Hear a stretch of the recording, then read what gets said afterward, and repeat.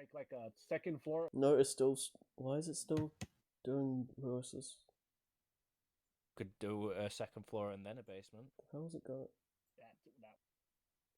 That.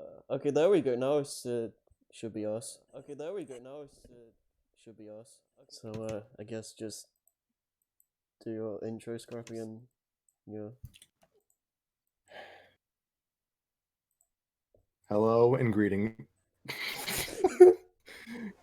Greetings, everyone, and welcome to the self-aggrandizing anniversary episode of Storytime with Scrappy and Friends. Bum, bum, ba-da, bum, Dun, bum, dun, ba-da. dun, I thought you were doing the Price is was. Right horn losing thing. Or was it? I was doing. Is it Price is Right or Family Feud? I don't I have remember no right idea. now. Price is Right. It's Price is Right. Okay. Yeah, so... Yeah, guys, we made it. Somehow. Yes, 1 year and we're still kicking each other. And Nova has been working on his calves because he clearly kicks the hardest in every fucking episode. And don't you forget it. Love you too. Oh, Lord. Now, as much as I'd like to go into self-serving detail about the origins of this long-form train wreck, I think it's time to introduce ourselves.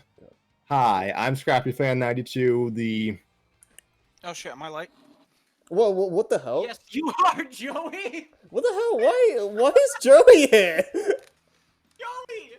Oh wait, were you in? Oh yeah, you were in Duel of the Fates. I was in episode 1 and I was in Duel of Fates. Fine, I guess. What the hell? You literally interrupted the introductions. Thank you. Yeah, boy. Let's go. This is gonna suck. This This is fine going bloke who to just entered suck. is Joey. Hi. This is a hot mess already. I Yeah, hate boy. you so much, Joey. Whatever. I've been Let's hearing that a lot recently. let's just continue. Whatever. Oh gosh. Perfection, my guy. So, the other guy who likes to self-deprecate is Tanner. Say hi to the kids. I'm the guy who screams constantly in like every episode. That's the most I'm getting out of this retrospective. Is every character I play screams.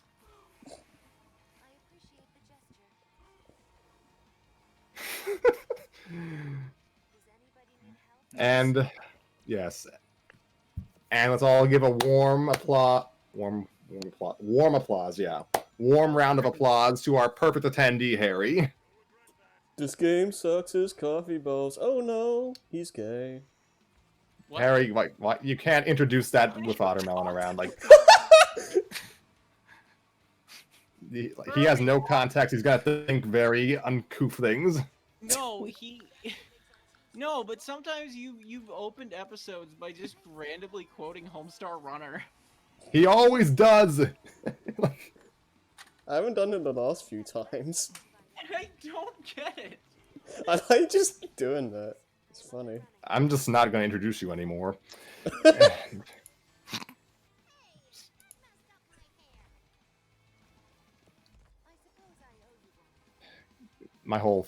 I actually had some planning done for this, and then everything, I got thrown off by Joey's sudden arrival. Yeah, Joey Nation attacked. it'd be like that. And with us to... What'd you say, Tanner? I have that show on the brain. Yeah, you told us. With us today is no... I'm so off. With us today is Nova. Hello, hello. Gosh, I am so thrown off right now. Is there like a gas leak in everyone's house right now? It might as well be. Yeah, I wish. Dark. Yeah, I'm gonna need everyone to not be yourselves for the duration of this episode because we do have a special guest. Is that my cue? Yeah. Yes, yes, it is. Hi, I'm Ottermelon. Still can't believe that people want to discuss stuff that I wrote for fun, but here we are. No, it's cool. Yeah, thanks for having me. Thank you for being with us. It's like Wait, this you're is three our writers melon. What? Well, technically 5 or maybe 6. I don't know what Noah does in his spare time. Hmm. Yes, we do have the Ottermelon, the writer of our favorite story, Till We Make Our Ascent. You flatter me. We are flattered by your presence. Huh? Now, before we go into the long retrospective, I guess we have to kind of provide some context for what story time is. It's a long time, a year ago, we at C's Brain decided that we wanted to have an additional stream of content, so to speak, for the channel. I don't even know. My role in C's Brain is perfunctory. Mhm. Your role is basically just to do like collab LPs with me, pretty much. Yeah. I mean, you and Nova are just my parents. Oh god, that makes me the weird uncle. It, And you better believe it. which is, God. I feel like it's C's brain is just an uncle.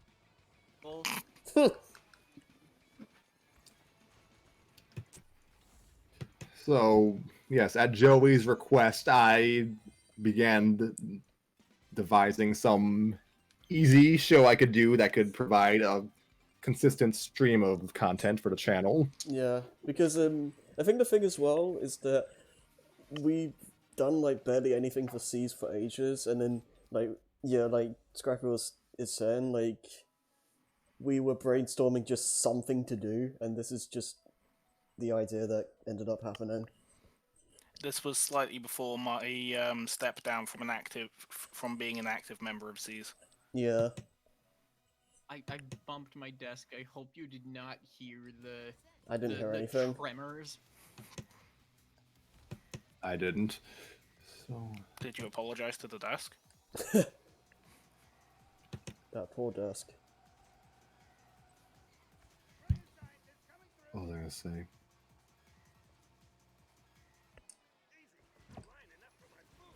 So I decided that we would read fan fiction for a show, but hold now, stop me if you heard this one before. What if we read good fan fiction?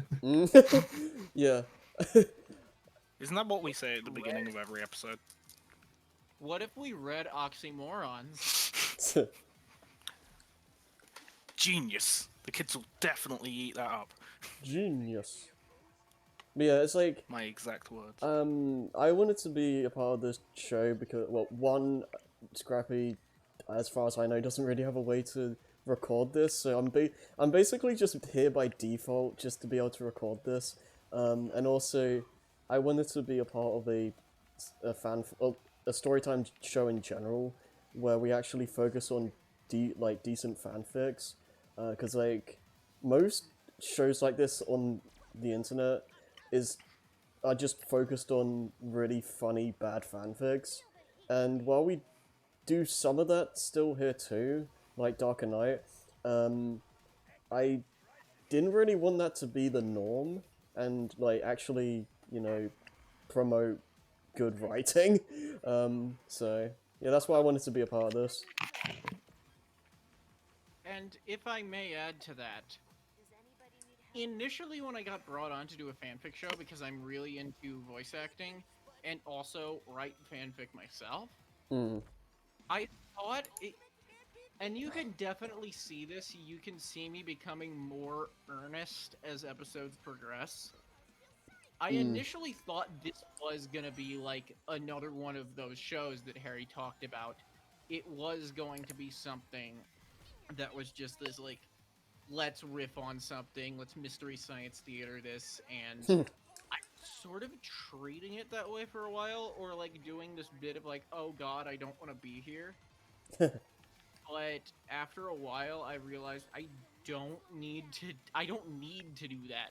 First of all, it makes no sense because I also write fan fiction. Yeah, I mean, I think the interesting thing for me is that I went through a few phases where, like, I, I, s- I've vaguely mentioned this off camera like 5 minutes ago, but I went through like a phase where I went, what is it? I read a bunch of fanfics, but I had the mindset that um, fanfics were bad, like probably a lot of people do, until I like actually gave them a fair chance, and I guess starting from a few years ago, where I actually started reading things, and like trying to go through good stories and stuff.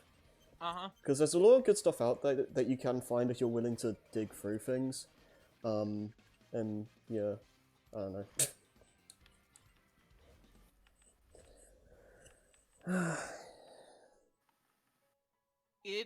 It is weird that you mentioned that. That's basically what I use. Like, that's the only reason I use anything on TV tropes is for the fanfic rec section, Hmm. because nowadays it's weird because when I was younger, it was like TV tropes is decent training wheels for media analysis, and then you're like, okay, if all those training wheels were triangles.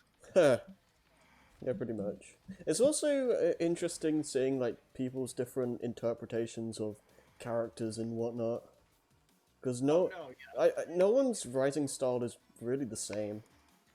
I mean, yeah, and that is something that you can leave a thumbprint that is Yeah. unique in its own right. Yeah, That like still feels as though, I guess, I guess the thing is not necessarily adherence to the source material, but there is like reverence that I feel is um, important. yeah, respecting the source material, but not um, like I don't know what Being to a say. slave to it. Yeah, not being a slave Yeah. to it, like putting your own spin on things, I guess.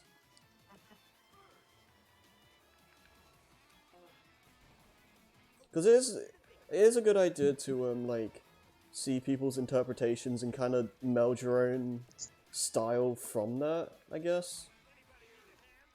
It was weird with Deadpool, which is one of the fics on here we'll talk about. Yeah, By yeah. the way, how did you format this? Did you want to go episode by episode and say, hey, this was cool, this was memorable, this was a funny joke, this was a funny bit, or did you just, I should not be that far away from the mic, but did you want to do that, or did you just want this to be a free-for-all? I'm just gonna let Scrappy talk about this because I have no idea how this is gonna work.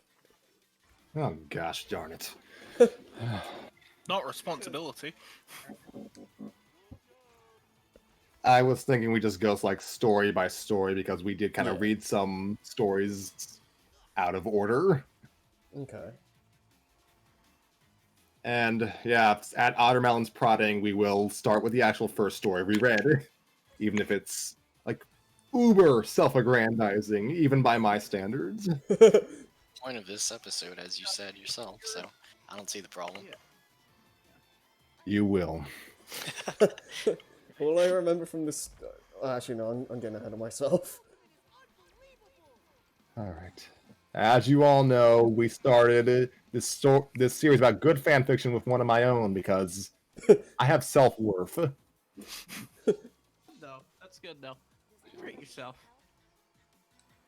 So yes, we read a little story called, pardon me, we read a story called The Super Mario Show written by some very lovely guy named Scrappy Fan 92 back in 2009. Yeah, I think I've heard of him before. Yeah, he's currently how hot did you say it was out? I have no idea what the temperature is, but it's warm and musty. So I already made this joke, never mind. Hey man, if you Also, I wrote, heard he was actually working on a book series with someone. Yeah. I'll say this though, you wrote that in like 2009. the stories I wrote were like 2011 and 12, and they're like way worse than that. So let's take that for what you will. I like how you're saying it's not good. You have to just say someone else's was worse. I mean, you did get better.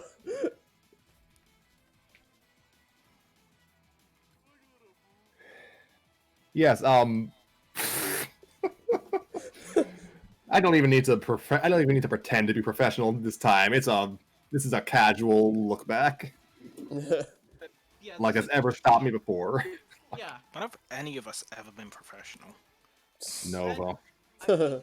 Yeah, no, fair enough. He has the worst mic, yet the most class.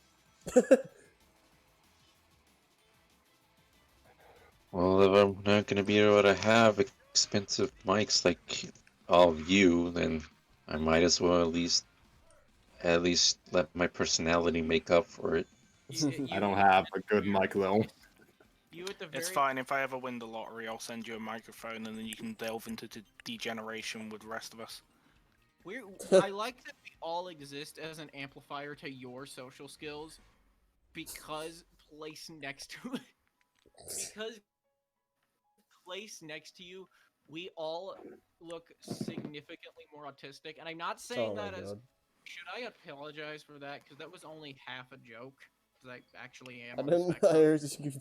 I'm not sure you As should someone really. on the spectrum, I'm perfectly okay with this, but for the sake of people watching this, refrain in the future. Yeah, I feel like you shouldn't really say stuff like that. Well, Yeah, that's no, why I kind of get on your case for the "oh no, he's jokes" at the start. Like no one knows the context for that, Harry. Oh, I think I know that. Well, the audience might not, and I don't think Ottermelon does, but No, that's I think I know now, but I do appreciate the sentiment. yeah. so. Where were we? Oh yeah, Tanner says Nova looks better because he's already good, and he looks even better next to us. Got it. What the hell? So, yeah, the Super Mario Show was a story I wrote in 2009, and I just gave up. Came back in 2012. I can hear my own audio on someone else's mic. It's freaking me out. If it's me, I've just turned down my sound. It's me. Okay. Okay. Sorry, it was just throwing me off for a moment. For the record, the intro I did was funnier in my head. I That's still okay. All my stand with It wasn't what is- meant. It wasn't meant to be offensive. I'm not sure. what'd you say, Tanner? I'm not sure what I understand. I'm not sure I understand what it was meant to be. It's a YouTube poop based off of an angry video game nerd Yes. video, Oh, but Well, Like, thank that's- you for providing like- that reference that everyone that's here the- will get. yeah, it's a niche of a niche, unfortunately. I mean, Yeah, I says thought the it- fan fiction writer, but Oh yeah. I thought it was harmless. Whatever.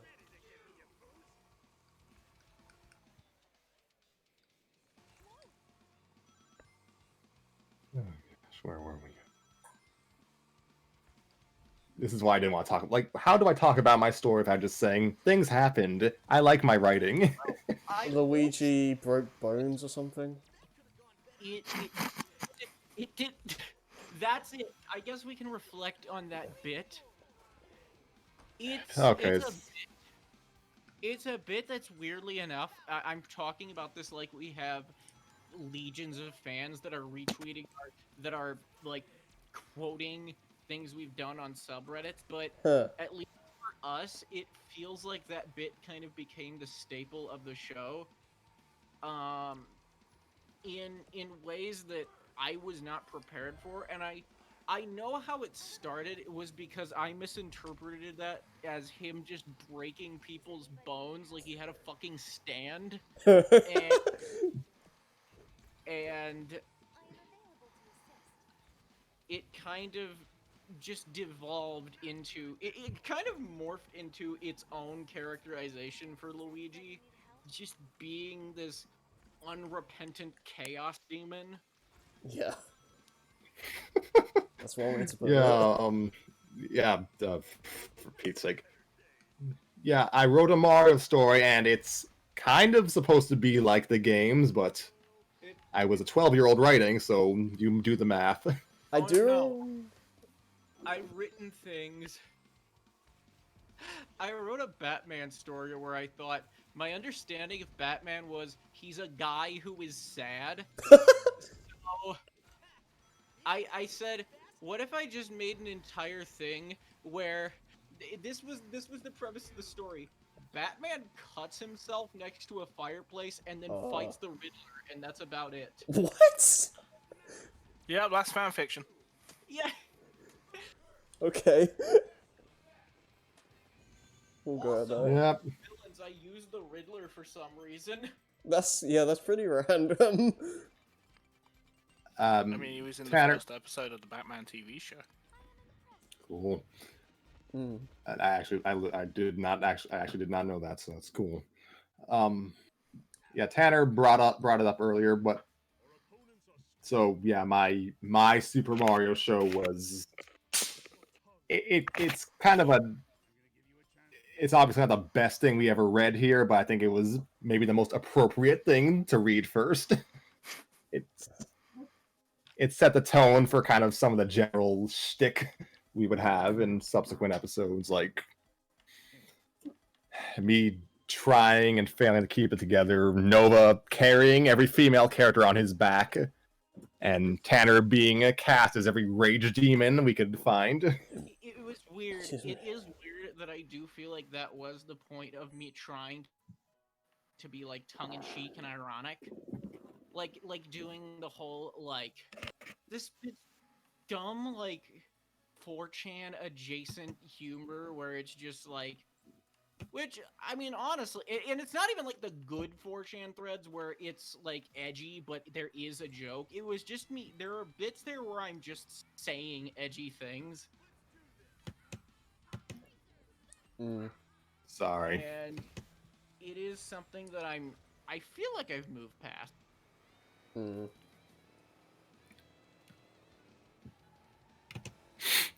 We've all grown in our own ways over the course of this year. Like, it has been a year. I can't believe that. Yeah. Yep.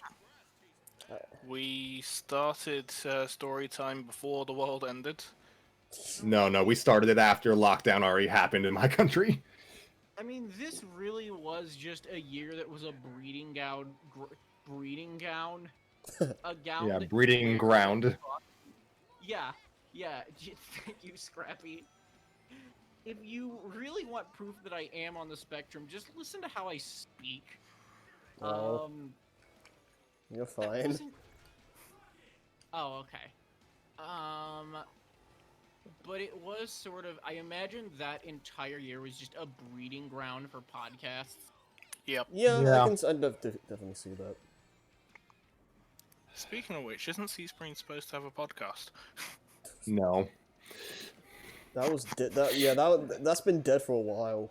Can I please be the e-girl to your podcaster BFs? Oh my god. Oh gosh. What? Anyway, the extenuating circumstances of the past year kind of left us in a very particular position where we could kind of gather online on a mostly weekly basis to do very silly things. And Yeah.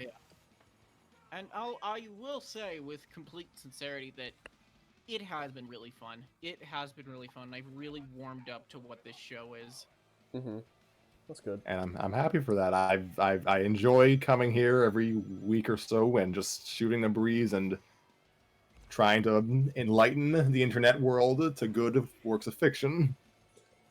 Yeah. And you've gotten at least God, I feel like we're still working in, I can't even say, you've gotten like 0.1% of the internet to do so. I mean, that's better than 0. Yeah, I mean, it's nice. One of my favorite things to do lately is just be like around for story time and like um suggest specific fics and whatnot.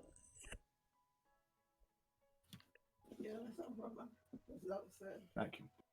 My food is here. I'll be right back. So you Oh, all okay. can, like, since I hate talking about my own stuff, apparently, you all can talk about what you took away from the Super Mario Show by Scrappy Fan 92 while I'm gone. I mean, I don't really remember a lot of specifics. I just remember like some characters like being jerks. Apparently Scrappy got abducted by aliens at one point. Like, I know that he said it was supposed to be reminiscent of Calvin and Hobbes, the series fic, mm, and it definitely shows that in the meta humor and that sort of tongue-in-cheek irreverence.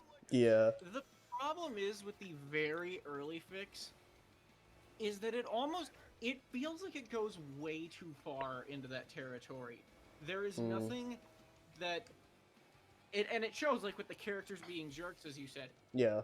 There's nothing that tethers any of these characters to anything, and I'm not asking for a commentary on the duality of man out of a fucking Mario fic, but it doesn't feel like any of the characters starting out Yeah, have anything that tethers them to Earth.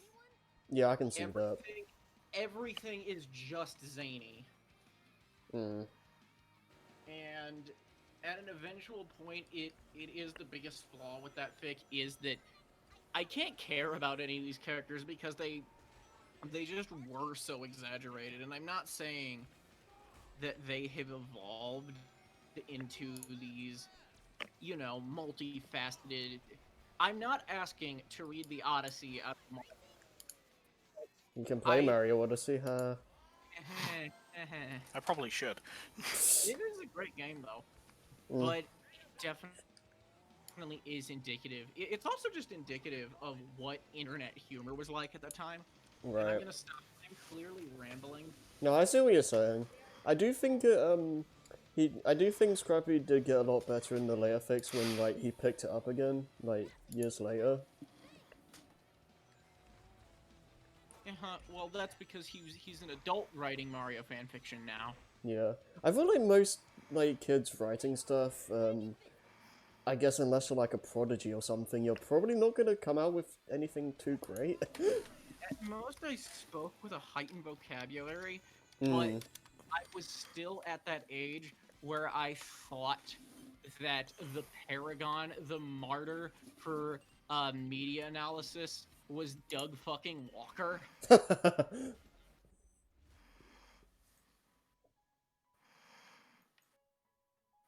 Yeah. Why does this episode look like Vegas?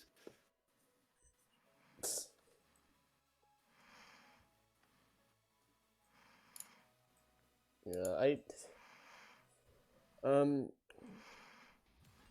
really don't have much to say about the Super Mario show specifically. I mean, I had fun being there for it, but you could definitely tell it was like a young Scrappy writing that.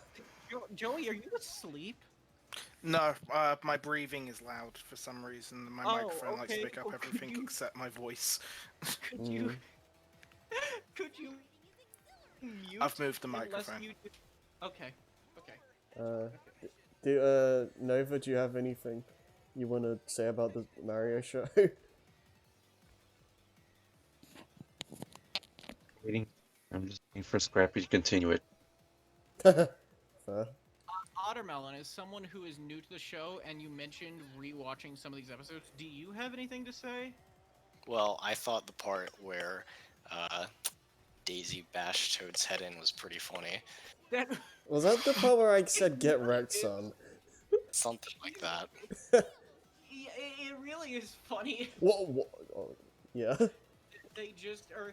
It's so weird because, like, Scrappy talks about Toad being the jerk character when Daisy is just this unhinged lunatic who runs around bashing people's heads in. Yeah, Honestly- it's amazing. Like, I guess spoilers for a random Mario fanfic, Yeah. but one plot point that Scrappy made in like recent episodes is to have this weird MacGuffin be the cause of the characters being douchebags. I'm going to go get food. Okay. Well, I mean, if you have X amount of years to try and put together, you know, something resembling a plot, there are worse ways to go about it. Yeah. But you mentioned that like he wrote that when he was like like a lot younger. Yeah, I the mean, early episodes were like 2009, and he picked it up like last year just to continue it. That's something else. Yeah. I wish I had that kind of dedication, maybe. Yeah.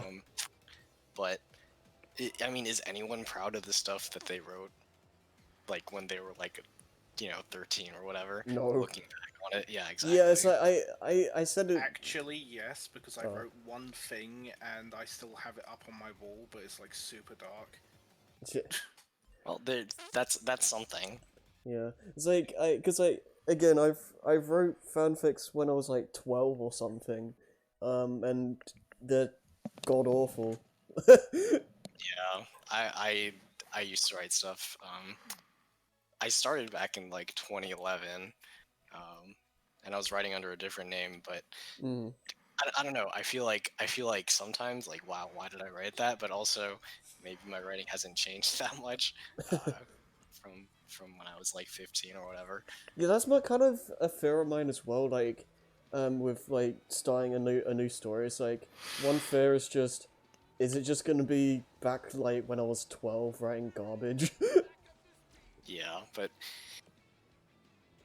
it's that I think is like the eternal dilemma. Yeah. Fanfic, like who you're primarily going to be writing for a younger audience, and at this point, it's like, well, I don't think I've aged. I don't think like any of us have aged out of it. I don't think you're really ever too old for it. But at the same time, like, okay, you gotta take a step back and think like, but about like the Mario fic. I definitely was. I've only seen the first 3 episodes, the Okay. first 3 parts when like the early stuff basically. But I was definitely engaged. You could say that much. I usually don't read crack fics for it, but that was funny. Yeah, I don't usually So- read that kind of stuff nowadays either.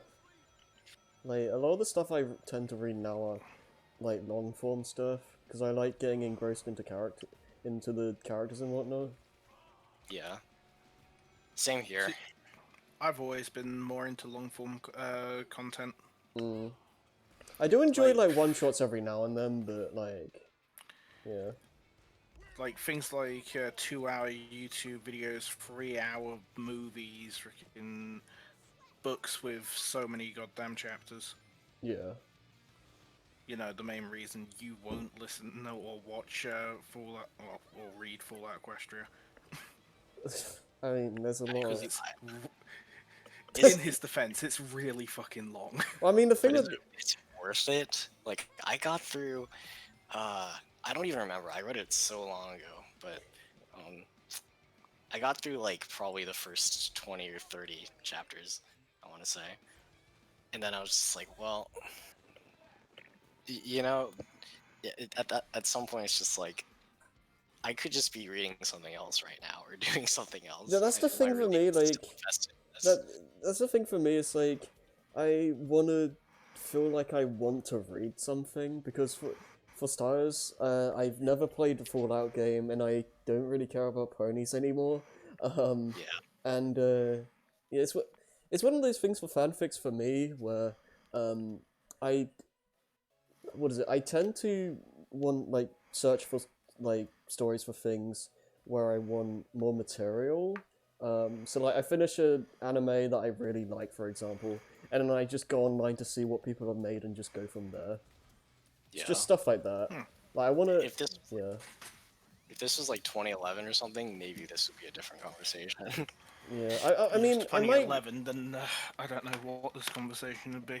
I mean, I might As give far it as- like as at far as- least, I might give it a chance eventually, just to say I did, but yeah, I don't know.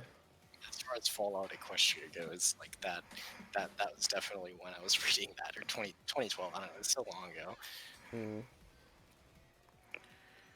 I think I listened to it in 2014. Hmm. I tend to listen to content more than actually reading it. It's just easier for me to consume content that way. That's fair. I mean, I probably would just listen to it if I ever did do that. So I mean, recently I've just been reading a lot of Madoka fanfics, to be honest. So there is some quality content out there. Yeah. Just be grateful that you're not trying to read or listen through Project Horizon. Now that's long. Yeah, I can imagine. And then around chapter 20, 30-ish, it just hits a freaking massive dark patch and it just keeps getting darker. Mm.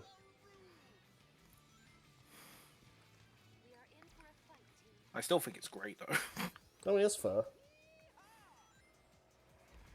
And then the very end, it just kind of loses its plot because techno magic or some shit. I don't know. Nice.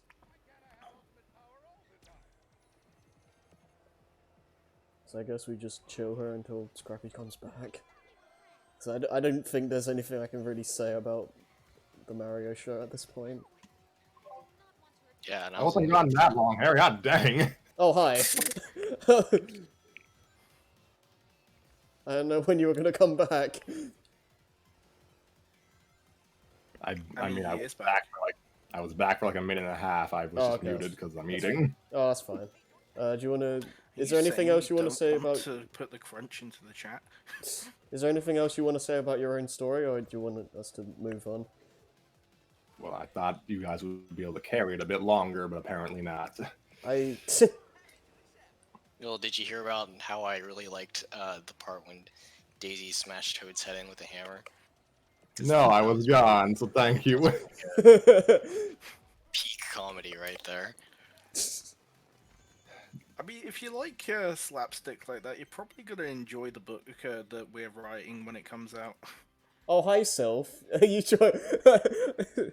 you joined us for this. Oh yeah, Sylph is still alive. I mean, he's been alive for a while. I was asking about him just today as well, so thank you for showing up. Yeah, Scrappy.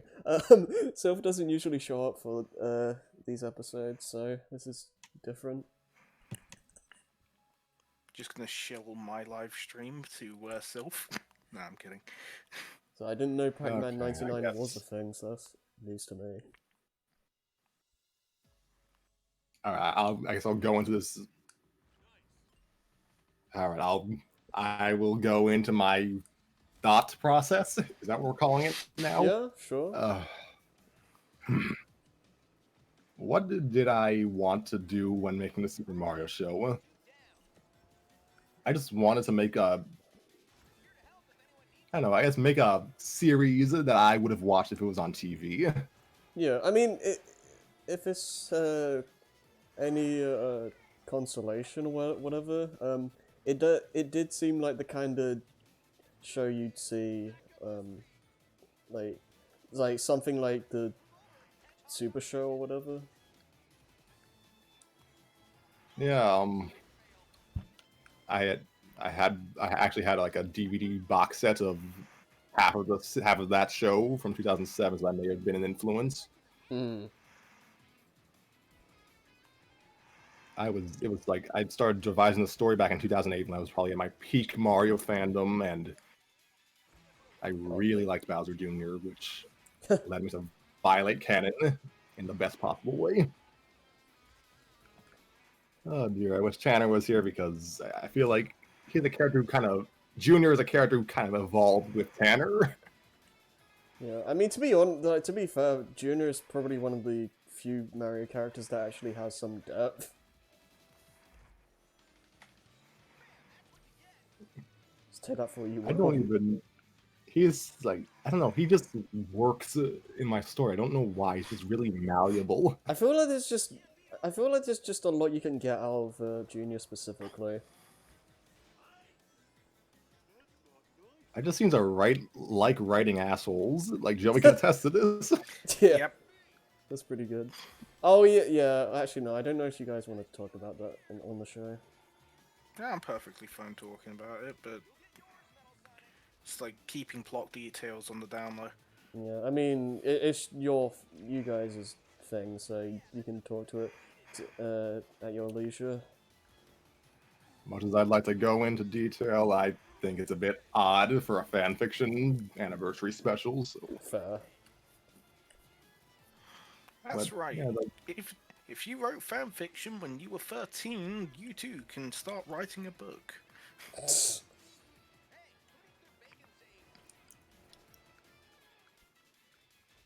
like the Mario cast is just fun to mess around with. Like Yeah, I can see that. Pete, like messing with Peach can be funny. Like it's like plucking the petals off of a flower. Pretty much. The best example of this is that actually the most recent story we've been reading is the L is stands for loser or whatever. Like that's a good example of just having a lot of fun with the Mario cast. Yeah.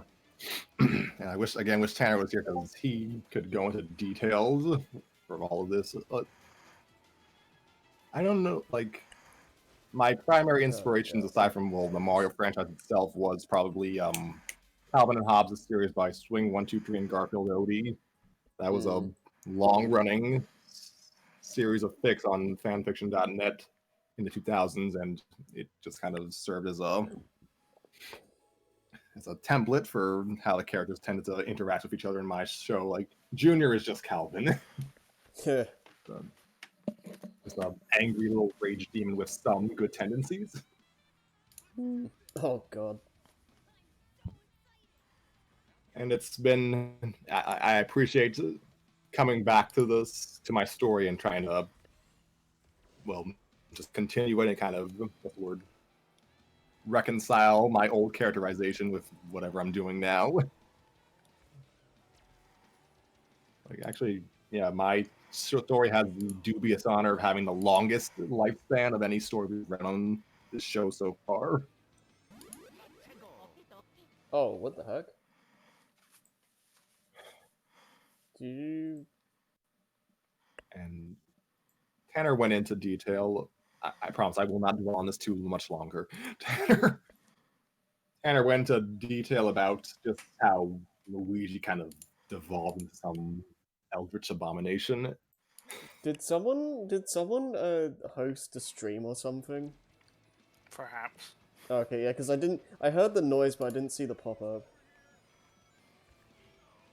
Yeah, I think we said there was something wrong with your pop-ups, what, a couple months ago? It should, I mean, it should be working now. What was I saying?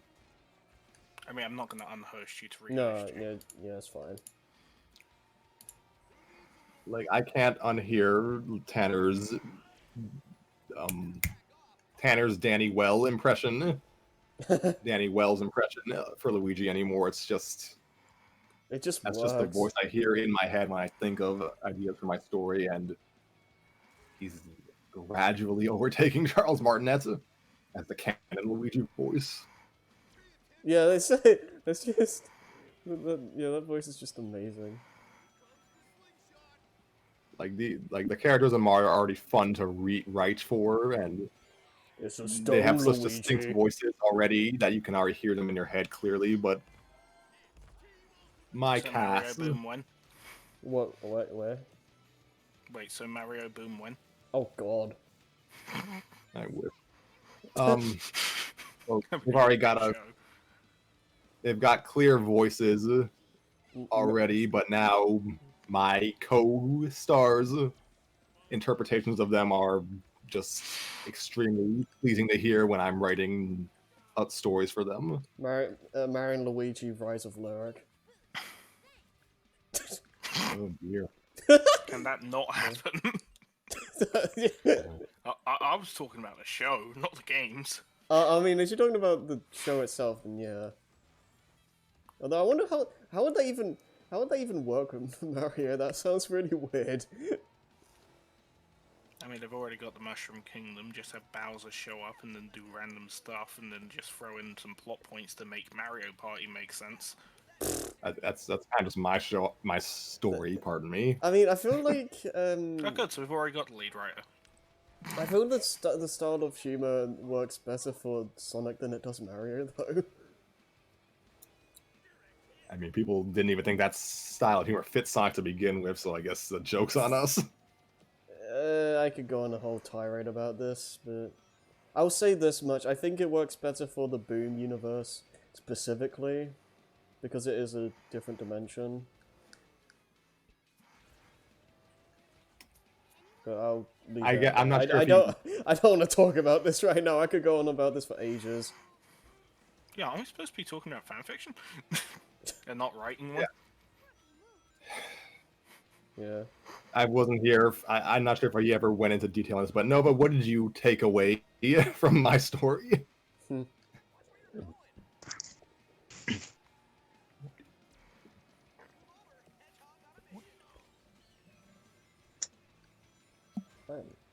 Mario should really get an animated series. There's a lot you can do with the characters.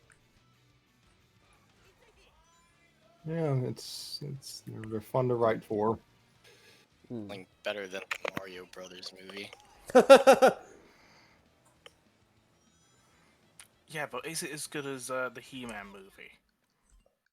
Nothing is as good as the He-Man movie. What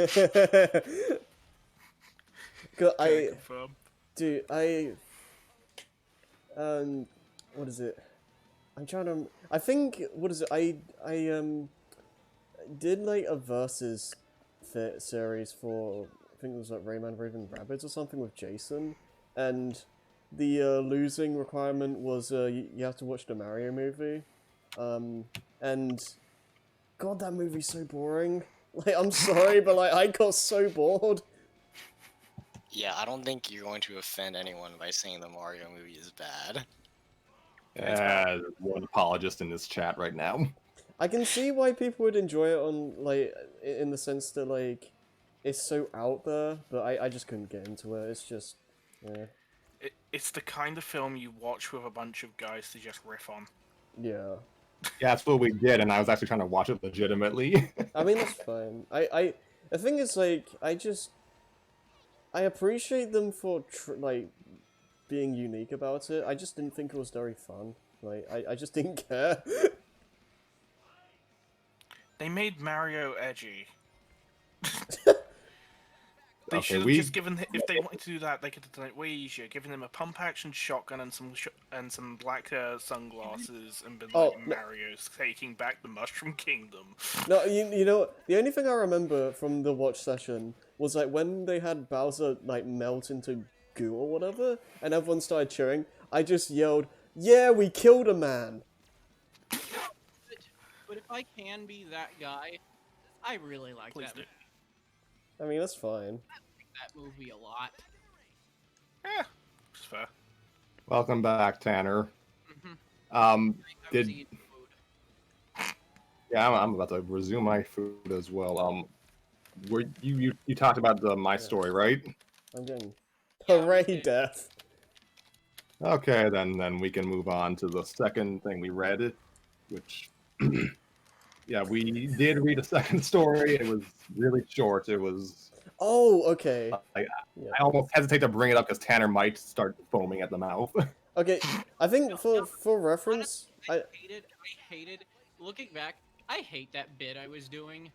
It's adjacent to like nostalgia critic, like whoa, this thing I'm watching or whatever is so bad. I'm gonna have a big epic reaction to. I really hate that was my go-to thing. I guess it was. It did confuse me. That's fair. Yeah, I tend to enjoy comedy that's more natural. Like, I don't really enjoy stuff that's just forced for the sake of it. Oh no. And a lot of, I mean, some of my bits right now, I don't know how funny I am. I don't think I'm that funny. I mean, I think you're entertaining to be around, if that says anything. All right, I'll take that. Yeah, some backstory, because I know specifically what this fic is. So, like, I think at one point when we were reading the Mario show, some... Love of Jesus. Yeah, so someone, I think someone in the Twitch chat was just like, yo, read the story I made. It's like, okay, sure. And then I just looked at it, and it was just, it's like some CinemaSins parody. It's like, okay. What? Open the floodgates for me. Yeah. Because at this point, making fun of CinemaSins is as cliche as the CinemaSins gimmick in and of itself. Kinda, yeah. I never enjoyed his content. Well, no, because it's the easiest form of comedy to write. It is the easiest thing to write, where it's just watching something else. That makes sense. Yeah, it's... Yeah, and a lot of people piggybacked off of that and, like, did their own takes on it. And, I mean, it was entertaining for a time, but it's... It is something that is very... It is easy. It is easy to just kind of look at a movie and be really snide and just be like, well, you know, how could Batman have been bored if both of his parents were killed? What the hell? What? Actually, what? That makes no sense. All right, I would advise us to, you know, critique the fan fiction, not the thing it's parodying. Okay, I mean, I don't agree we can do that, but I mean, I don't even focus remember. on please. I don't even remember anything about it other than it was a CinemaSins parody about Phineas and Ferb or something. It was about the episode Night of the Living Pharmacist, and rewatching that, just rewatching things I'm nostalgic for.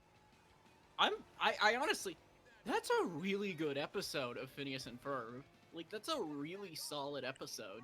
I've seen a handful of episodes of the show, but I don't remember a lot of specifics.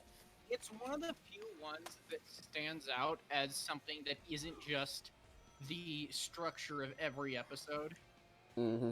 Yeah, that's my problem with that show. Like, I feel like it gets too samey. Definitely funny, and eventually the fact that it was the same thing over and over sort of became the joke. Yeah. But it's definitely, I'm glad that it ended when it did.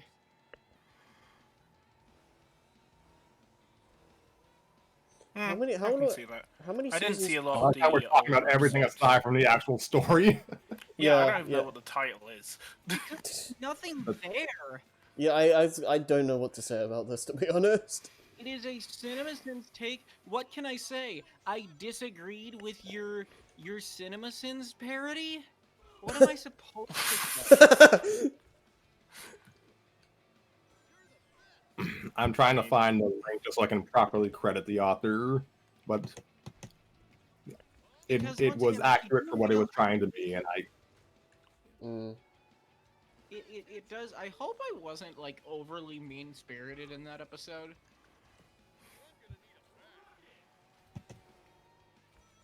you mostly just sounded dumbfounded. Yeah, because I'm not, and it's happening again. It is time is a flat circle, because right now this is happening again because I have no idea what I am supposed to say about it. I mean, does anyone else have things to say? The things we regret saying. Let's just move on to the next story. Yeah, I was gonna ask if anyone else had anything to actually say about it, but you want to move on? I mean, I have one comment to say. Yeah. From what you guys have been saying about it, sounds like the entire joke of the story is just, haha, I wouldn't have done that because I have hindsight. Oh, yeah. I mean, it was just a CinemaSins parody of an episode. That's... Yeah. Whether that's good or bad is up to you to decide, but you'd have to read it. You know what the other problem is? Is that Phineas and Ferb was already a very tongue-in-cheek show. Yeah. So trying to approach it with this like ironic detachment and like snark, it feels redundant. I can see that. Snark is fine, but if you look at it on a dish, if it was food, it's like you wouldn't want it to be like the main bit. Yeah. It's supposed to be like the small bit of salad on the side, or like the drizzle. You become Joss Whedon or you become Kevin Smith, who is just Seth Rogen for Funko Pop collectors. Jesus Christ. Moving on. Yeah, before I start giving opinions on Seth Rogen. Our third story that we read was the first one that involved Xavier, who is unfortunately not here today. He's doing Minecraft, I think. A better use of his time. Clearly. Excuse me. The story was entitled Lost in This Dance. It was based off of Super Smash Brothers. No, I'm not explaining what that is. Oh, Like, okay, watch the- okay, I know what this is now. Yeah. That was our first dramatic story, and I really did appreciate it. It was fun to read. I feel like is it called Lost in the Dance?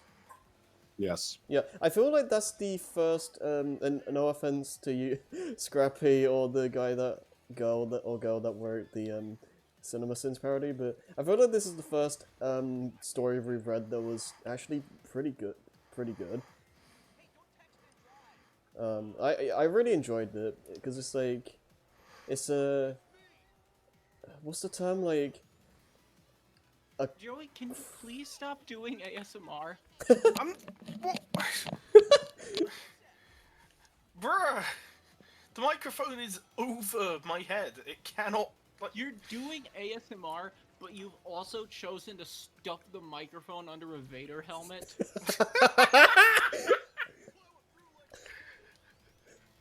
Nice. it's honestly. And also, every time you move it, I really like your choice that you placed a bunch of firecrackers under your desk.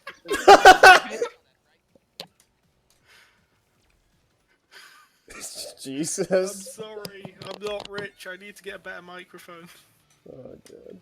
Anyways, yeah, I really like this story because it had like a really unlikely pairing with Lana and Pitt, and actually made it work, and it was really cute. And yeah, I thought it was a lot of fun. It was very, yeah, no. It was very good. I don't remember much from it because I many lines in that one. Yeah, yeah, I'm similar as well. Like, I haven't gone back to rewatch a lot of our episodes, so I'm kind of just remembering stuff from ages ago, like just kind of vaguely. Yeah. But yeah, I had a lot of fun with that story. No, it wasn't poorly written. It's just I can't remember much from it because I was barely, I was barely involved. That's fair. Pardon me. You had like one walk online for Bowser Jr. and it was funny. It was. I did. Oh my god, I hate What this. What did I say again? I cannot remember.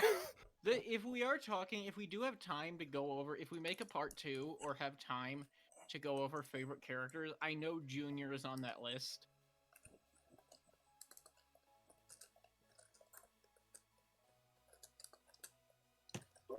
Oh, he's on. I think he's on all of our lists, Tanner. Yeah. Thank you.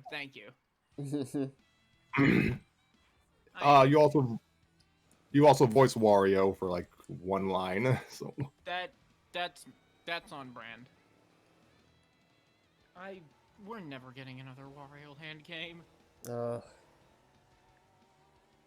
And we're never we were also recording... thinking about good times, not muse on what won't be. And apparently we're never recording Shake It. Oh, I see what you did there. Were you trying to segue? Was he? Because he said muse on what won't be. No. God darn it, no. I didn't think we were done with with this story yet, because I don't think Scrappy said anything yet. Well, I mean, you said most of what I would say. Oh, okay, fair. I enjoyed trying to voice both pits to the best of my ability. Mm. And yeah, I'd say this was maybe the first chapter where Nova really got to kind of flex. That was nice. He was really Yeah. good. What? There are some sucks to be Ouija chapters that I really enjoy playing off of Nova Oh. in. Actually, no, it's fine, it's fine. Just for the fact that he gets to be the Chad to my Virgin, that's really fun. Enemy shadow walking, what the hell?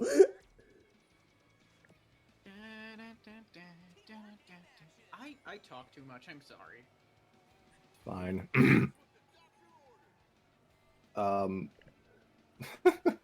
Yeah, I appreciate it. I appreciate the story for being basically a crack fic that I got behind. It was not crack fic, a crack pairing that I got behind. Yeah, I was gonna say, if you want a crack fic, we have one of those down the line. Oh, yeah. Like, I only found the story because I was looking for art of the two characters. Oh my god. I apparently Goodness. shipped them already. That's Mm-hmm. like, you learn all sorts of things about yourself through fan fiction. Mm-hmm.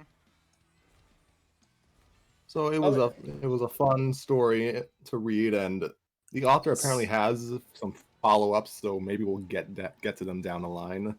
Mm-hmm. Just to make a comment on this, I know what you're trying to say, Sylph, but I do actually like Sonic R, so take that for what you will. Like, this is the problem with trying to be being a smartass online. There's always that one guy. Sure. No, yeah. And I'm usually that one guy, but today Harry holds that say, L or R. I was just gonna say, isn't literally this entire group just a collective of those one guys? Kinda. Scrappy watches Impractical Jokers and just screams whenever they're doing a bit, hoping that someone catches on. Yeah. I've actually never seen Impractical Jokers. Why am I laughing? Anyways, this is so disorganized. What were you talking about? No, yeah. And Fanfiction, I think. Crack pairings. Oh no, Uh-huh. yeah, crack codes. I was gonna say this as well. So one thing you should know about me is that like I'm a massive like hopeless romantic, and I like shipping characters a lot. So yeah. that You don't explains why say. you're hosting a fanfic show. Yeah. So that's yeah. That was such low-hanging fruit, but I just saw it. I'm sorry if like me doing a bit all the time gets annoying. No, it's fine. You just become the bit. I don't want that. I really don't want that. He's gone into detail about this. Like, he's had his, like, we're gonna get to that, Tanner. You have grown while reading these stories for people. What am I trying to say? You've grown while reading fan fiction. Like, that is an inarguable fact. This is my one-armed man. I guess so. And so yeah, I do not mean to downplay the quality of the story or the author's talents, but I guess I can only say so much. Like, I enjoyed this a lot. It was fun to read when I wasn't tripping over my lines, and Nova was absolutely a joy to play off of. Mm-hmm. No, he really is for all of us, especially like in stories that there's a lot of sucks to be Ouija chapters where we get to bounce off of each other, and those are really fun. Mm-hmm. And I will say that, I mean, part of it is that it is really hard to critique something that just generally did a good job. It's easy to critique something bad. It is hard to critique something great, but it is impossible to critique something that is just good. Yeah, no, I can definitely see where you're coming from with that. Yeah, Yeah. it was just a really well written story for two characters who normally would not even breathe the same air. So Yeah, I was gonna say like that is a talent. for characters that would not even interact, let alone be shipped, like it was really well done. So Oh dear. And yeah, it was just I wouldn't have said it like Harry said it, but it was nice to read something a little more sincere and earnest after yeah, the first two stories. Yeah, yeah, yeah, no. yeah. It was very. Oh yeah, no, definitely.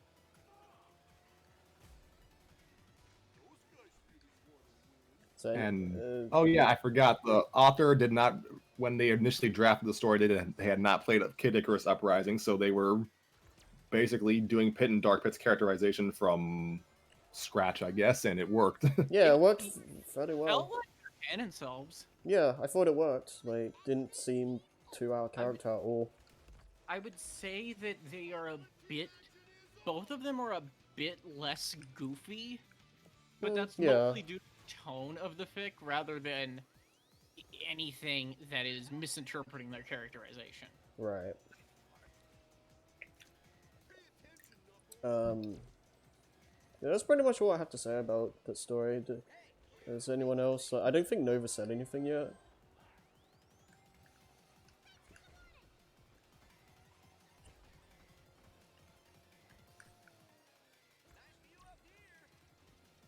Which one? Which fanfic? Lost in This Dance with Pit and Lana. Oh, right. Yeah, admittedly, that was one of the one of the better fics that we read so far.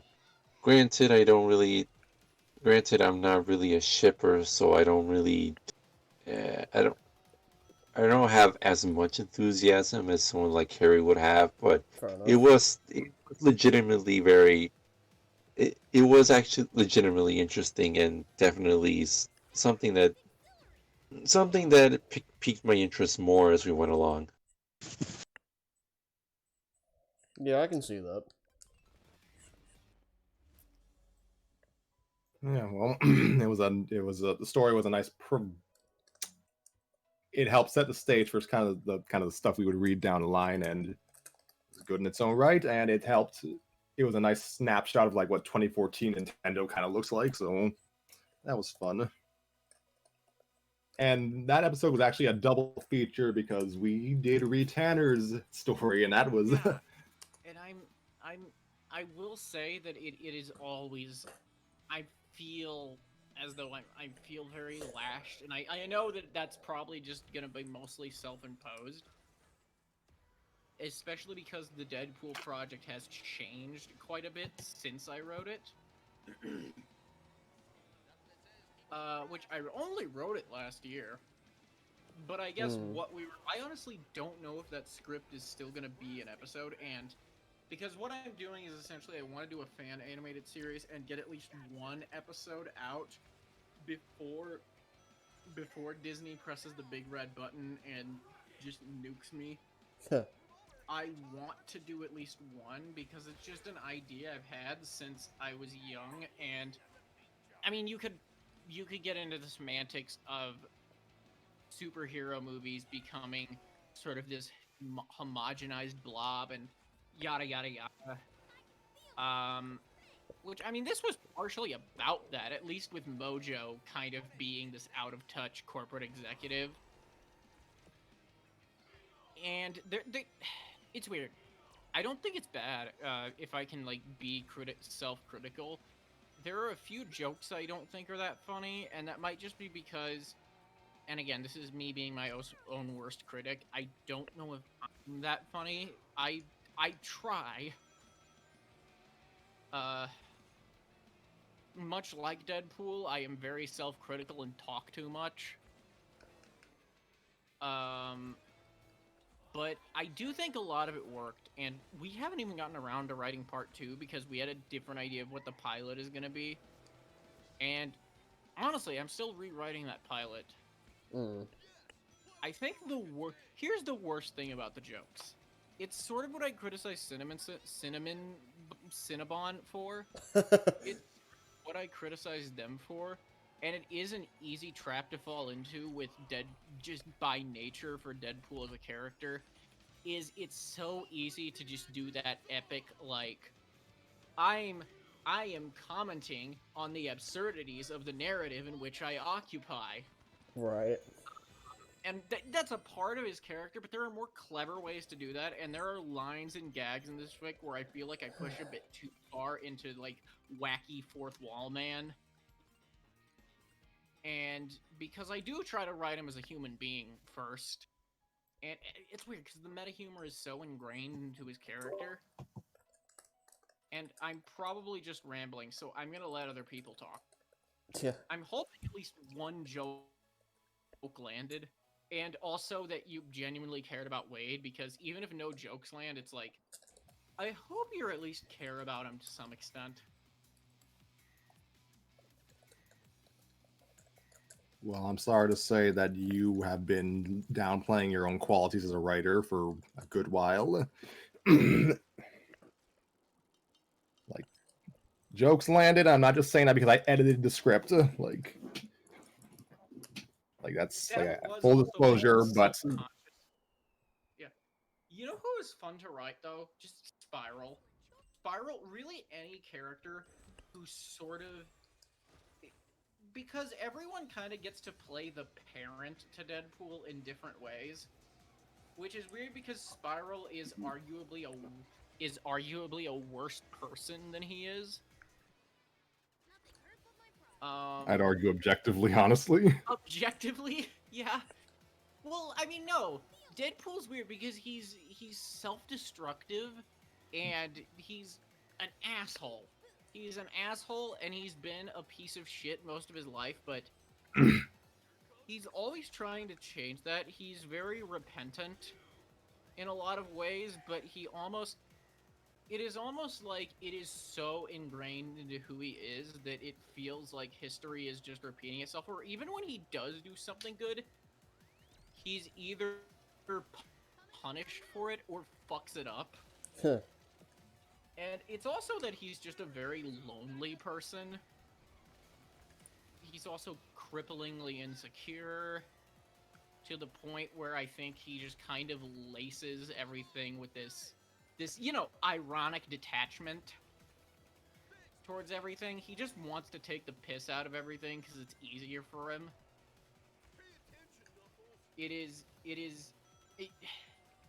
I know this is a cliched comparison, but Doctor, he is Pagliacci. Yeah, he is like the epitome of a sad clown in comic books. Like it's a fair observation. Yeah, what I was trying to get to is that yes, the story was good. It was an interesting look into Wade Wilson's oh so complicated psyche, Yeah. and it was funny. Mojo was so fun to write. It's hard because how do you make a character like Mojo human? He's just a cartoon villain. There's really no way to make him human. Yeah. Sometimes a cartoonishly evil villain is all you need. I think it actually plays well against Deadpool, who is multifaceted. It's also funny to have someone who grosses him out, who is so repugnant that it makes Deadpool feel... I don't know. It makes him... It's sort of... Oh my god. I guess I'm trying to think of the proper word or the proper phrase.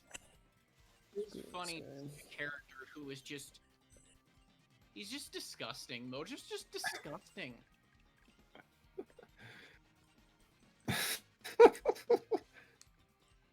Like, the fact that Wade, who one of his defining traits is that he's ugly, he's cripplingly insecure to the point where he wears a mask whenever he goes out in public and doesn't even have a secret identity to hide. But I think that's also the thing, is that I don't think Mojo thinks he's beautiful. Mojo really is just a king in that respect. Yeah, I got, I definitely got a vibe of him just really loving himself and Yeah. everyone else just kind of hating him. So Well, yeah, kudos. yeah, because he's, I don't know, he's belligerent. He's, you know, I could go on. Hmm. Yeah, the banter with Spiral was funny. Like Spiral was just fun. It was just fun in general. I was True. just kind of writing it as like Shigo from Kim Possible. Nice. And it worked. I don't really remember like I don't really know that much about Deadpool, so I don't really remember a lot about the story, Spider-Man he's Spider-Man for band kids. I thought the joke was nah, never mind. But yes, like I mean, even ignoring the physical similarities from their costumes, they both have a loose streak of just depressing self-loathing. Yeah, and well, I mean the thing is, I mean Deadpool, the universe hates him, but I feel like Deadpool brings it upon himself more than Spider-Man does. Hmm. Because Spider-Man is it, even though there are like, you know, I like when Stacy died, that sort of thing. He's generally good at being a superhero. Deadpool just sucks at that. He's so bad at it, and it's really fun to write someone who desperately wants to be redeemed, who desperately, like, it's not even like he isn't trying. Yeah. It is, that's the other thing, is with the course of this series when we were rewriting it, is not giving him a free pass for some of the really nasty things he's done. Because that's something that's so easy to do with redemption arcs, is just instantly free. There's a lot of redemption arcs that have the redemption arc part, but they forget the arc part. Yeah. And I feel like it does help that Deadpool is the protagonist. So there's no way that you have to, like, there's no like Vegeta-ness to it. Well, no, Vegeta grows into a family, forced into whatever. The thing I see with Deadpool is primarily he needs direction and motivation. Oh yeah, no. If you just make him like ha ha ha chimichangas, here are my balls. it's there's nothing there. There is that works if he is in like a team up comic or something where he is there to be on the sidelines. He's there to be the comic relief. Yeah. And well, also, you should put a little more effort into writing the jokes than ha ha ha chimichangas my balls, you know, hey audience. Which, okay, there are a few hey audience kind of jokes, but Breaking all the fourth wall stuff.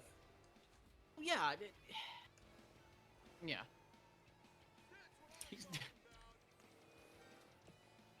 I mean, kind of what I meant by the fact that Deadpool always needs direction and motivation is if he just has direction and no motivation, he's just gonna walk to the main villain and just stab them. And if he has motivation but no direction, then he's gonna take out an entire city just because. He's gonna take out an entire city while trying to save it. He's gonna detonate a nuke and say, "Wait a minute, this is a bad idea," but I can't remember why. That was one of the more darkly comedic plots we had in mind with this series. Was we were looking at the premise for the Loki series, and we wanted, what if it was like, because Loki impacts historical events in ways we don't know.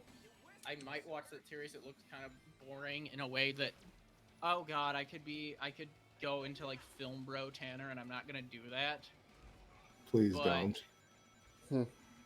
I will say the premise made me laugh because I think it was just Nova made a joke about what if he accidentally prevented Hitler from getting into art school. Oh my god. And then we realized, okay, but now I want to do a parody of that, and it's Deadpool trying to, I don't know, maybe steals Cable's time slider and just winds up inadvertently causing all these historical tragedies that he wanted to prevent.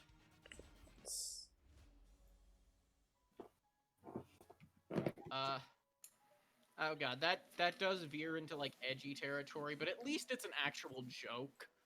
Could you imagine Deadpool and Loki working together on anything? There was like a comic where there is a story. I'm gonna stop talking.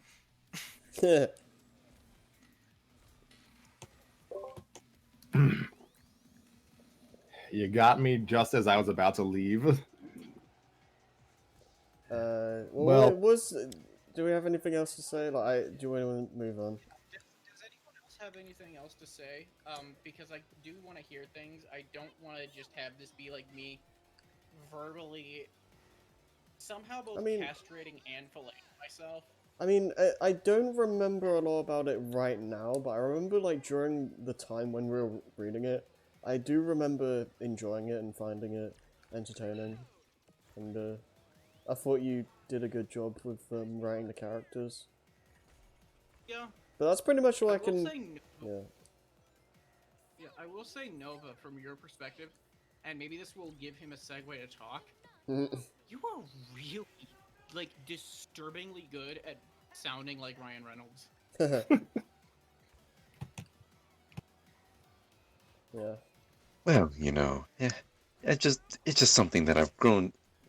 It's just something I developed over the years. I developed this kind of sense of sarcasm and wit, and just knowing that in some ways, yeah, I am pretty much better than everyone else, and there's no arguing about it. Oh, man. There's no arguing, and not to mention, I can find a lot of little things that I can do to tease a lot of people that I know. Nice.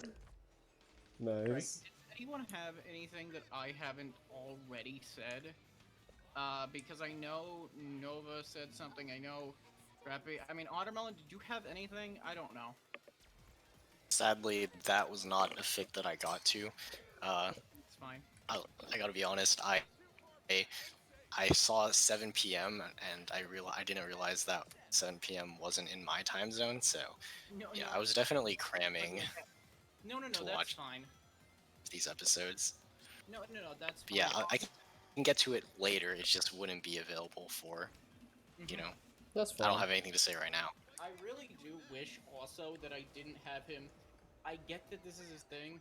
I really wish I didn't have him just directly explain his plight to the camera.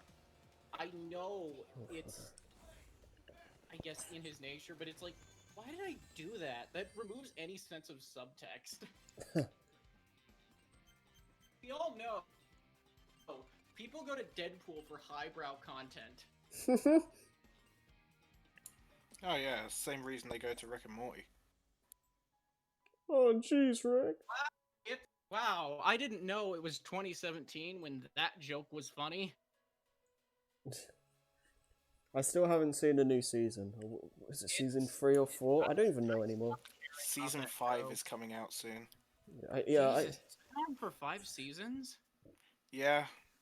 Even with all the nightmare that happened with season 4 splitting in two. I stopped watching that show but I don't want to make this about. Really, we've already mentioned Deadpool. Can this episode get any more like Reddit?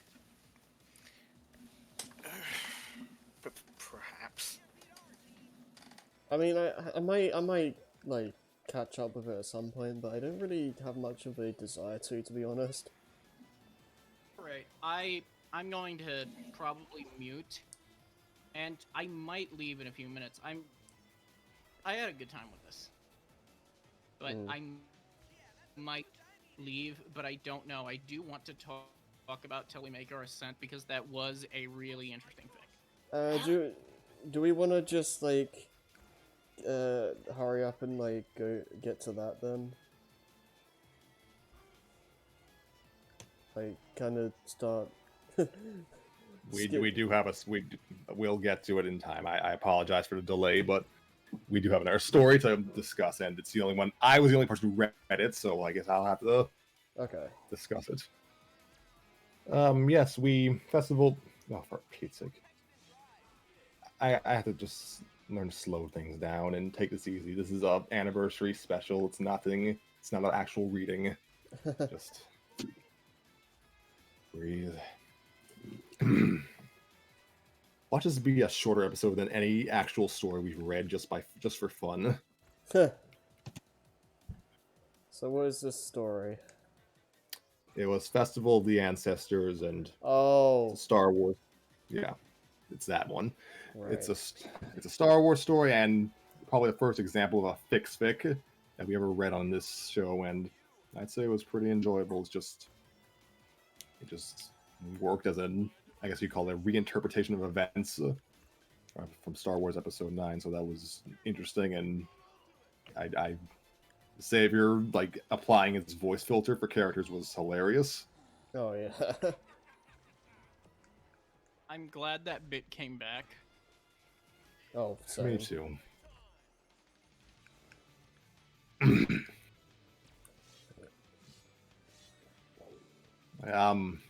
It was a good story. I really don't have much to say other than Me too. it more served its purpose and kind of maybe not hate that pairing. So Yeah, congratulations. it made it work, because I don't think it's any like secret that I don't really like the sequels very much. So the fact that this author made the characters actually decently likable, I can applaud him for that. You never made that collage. That's because I'm playing something. I mean, I might end up doing that collage anyway for like a thumbnail or something, but I don't know. We'll see.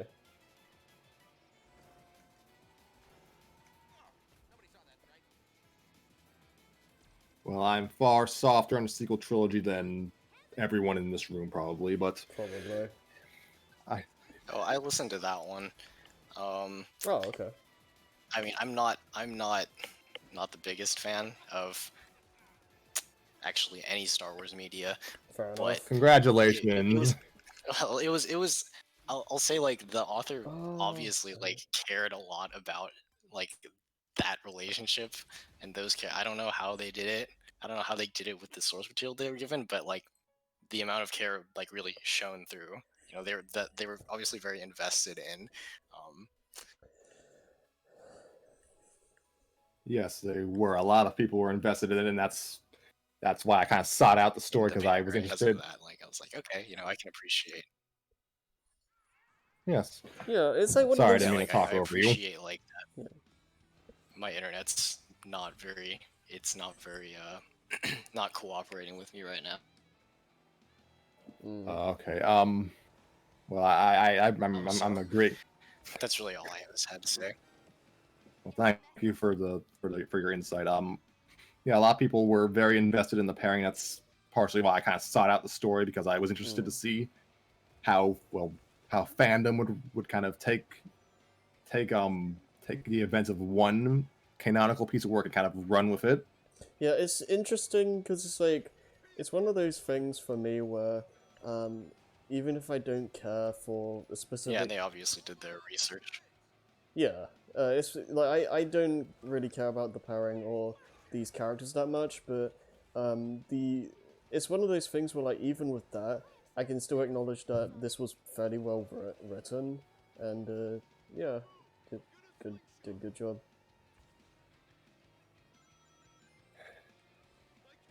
Yeah, so I really should have brought up a list of like authors so I could like properly address them. My apologies, and I hope we'll do that for the second anniversary episode. And yes, we will be here a year from now. I hope. I mean, the fact that I haven't blown my brains out says it is a testament to. Well, I really am just slipping back into like till we make our ascent Tanner tonight. Jeez. Well, we're still in the till we make our ascent part of the retrospective. Yeah, but Until now. there was one other thing I wanted to. I'm trying. My brain's blanking right now. Yeah, I don't know. Things. What was it about? One of the stories we read, or one of the? I think it was to do with the story, but I don't remember what it was. Did it involve a specific character? Well, yes, but did it involve one of like our readers for that episode? I know it might come to me later. I have no idea. 1.5 hours later. So, yes, it's been an hour and a half actually since we started this, and now we get to what many of us consider the main event. Yeah, I mean, I can't speak for the others, but this has been my favorite story we've read so far. If I can say one thing, it was the moment where it was like, I do want to do this show in a way that isn't just like this begrudgingly, like, irony poisoned, for lack of a better word, sort of thing. It was like, this is something I can get into and sincerely enjoy performing and voice acting, and Yeah. I'm not gonna hammer like I did with my own voice, my own fic, but I will say it also gave me a character where I really felt like I was in my element. Although I will say that it much like Pinky, it's one of those things where it is a character that is both fun to play, but like 99.9% of her dialogue is just this boundless exuberance where I have to take a nap after I record it. Yeah. Oh my. So how Talking are about you... Nico, right? Yes, Yes. Yeah. Sorry, literally my internet cut out when I think you mentioned that. So, but It'd be like but that. like, I'm glad you can her. It's like out of the characters, she's probably the most fun to write. I She can was like see my that. original favorite. Yeah, she was my sorry. She was my original favorite. I think that shows through as well. I still have like a really big soft spot for her. Oh yeah. Yeah, it shines through in your writing. I can tell how like you're having a lot of fun writing her. I like that despite her being this goofy Oh my God. like comic relief character who has trouble reading social cues sometimes and winds up both being the deliverer and butt of a lot of jokes. She's Oh yeah. almost feels like the adult in the room in this particular fic. Mm. That's Or at definitely least, yeah. that's definitely she's a really dynamic character. I think more than a lot of people give her credit for because Yeah. like Oh yeah. in the source material she's at once like really like full of herself and like kind of immature and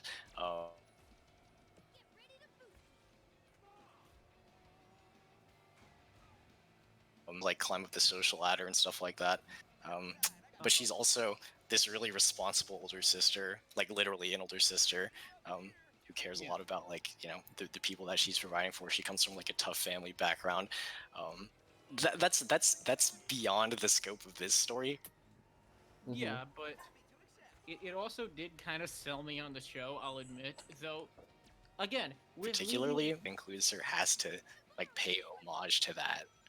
Yeah, and I will say that it did sell me on the show because I'll be honest, I don't know if you've had this, like, despite me being like what I am, I do have like an affinity for cute things.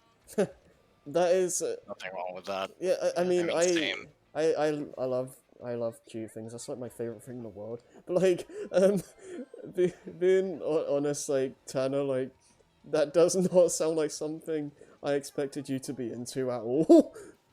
Dude, I'm the one who said, hey, MLP's doing an anniversary. Let's do a fic for that, and also I'll be really drunk throughout. Which kind of wound up being like really good. We'll get to that fic, but that wound up being a good sense of method acting for Pinkie Pie, I guess. Yeah. I think just some like background for why I chose this fic in the first place. I think it's one of those things where Scrappy basically tasked me with like just finding some Love Life fic for this show because we're gonna do something for that series eventually. So it took me a while, but I settled on Till We Make Our Ascent specifically because I was reading through the story in my own time, and as I got like, I guess halfway, I thought it was going to be perfect for this show because two of our main readers, being Tanner and Nova, haven't actually seen the series, and I thought it was. I thought it worked in the sense that I feel like you could read the story without really knowing the source material very well and still like getting it and like connecting with the characters. So I think that's why it worked so well for us. I do think that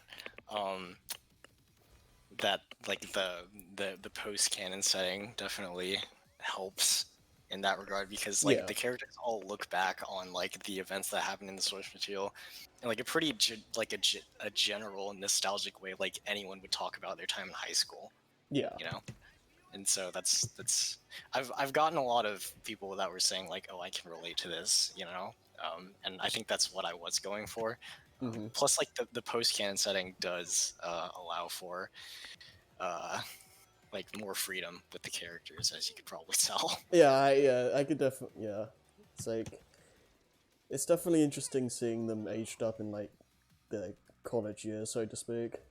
Yeah, I felt like I wasn't. I mean, I've read about them in high school before, but I wasn't for what I wanted to do. That was just not, you know, I couldn't do that basically. Yeah. Yeah, I think you hit a little too close to home with the post high school ennui. I felt kind of bad listening to the reading through of that because I was like, okay, I don't think anyone was wanted to like get depressed, you know. But Oh yeah, we're just very it we're was very like emotional beings. yeah, it was like a very it's very thought provoking. Like I remember like specific. chapter 5, right? Being able to incite emotion into a reader is probably the greatest honor you can receive as a writer. Yeah, I mean, honestly, I can't tell you right now what episode, like what chapters in particular were the ones that broke us specifically, but I do remember a lot of time after we finished reading, we just sat there for like 30 minutes, just kind of having a crisis.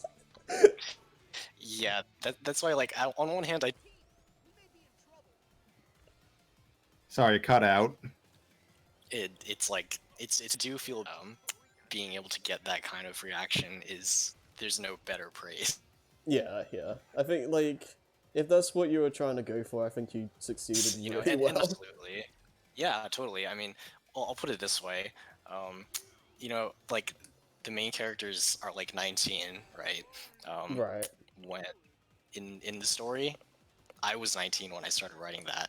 Oh dang. So you can probably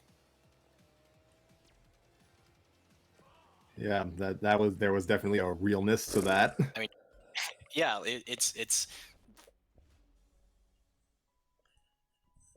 poor little Umi's going through, but there are definitely differences in this sort of like existential crisis that she is having is something that like, you know, it's not just, I was like, you know, this isn't just me, you know, so that's why It's funny. Yeah, It's funny well- as well, like because I went into the story just being like, oh, hearing that happen in real time. Yeah.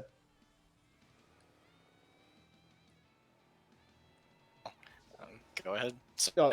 My internet Oh is yeah. not cooperating with me right now. Yeah. There's been quite a few like cutouts. Yeah, Oh, I so am that was gonna my Sorry. internet.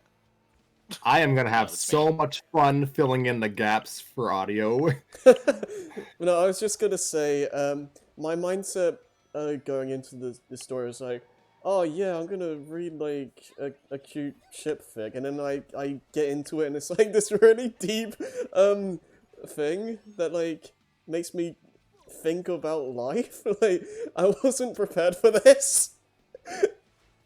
I feel like I kind of missed the mark as far as like what I was trying to go for when I was writing that. Oh really? Because like one of my intentions was like, yeah, like I want to write this, you know, this like quality, like I want to like people to like get this pairing, you know, and like Mhm. buy into it. But also like, you know, for not to be like as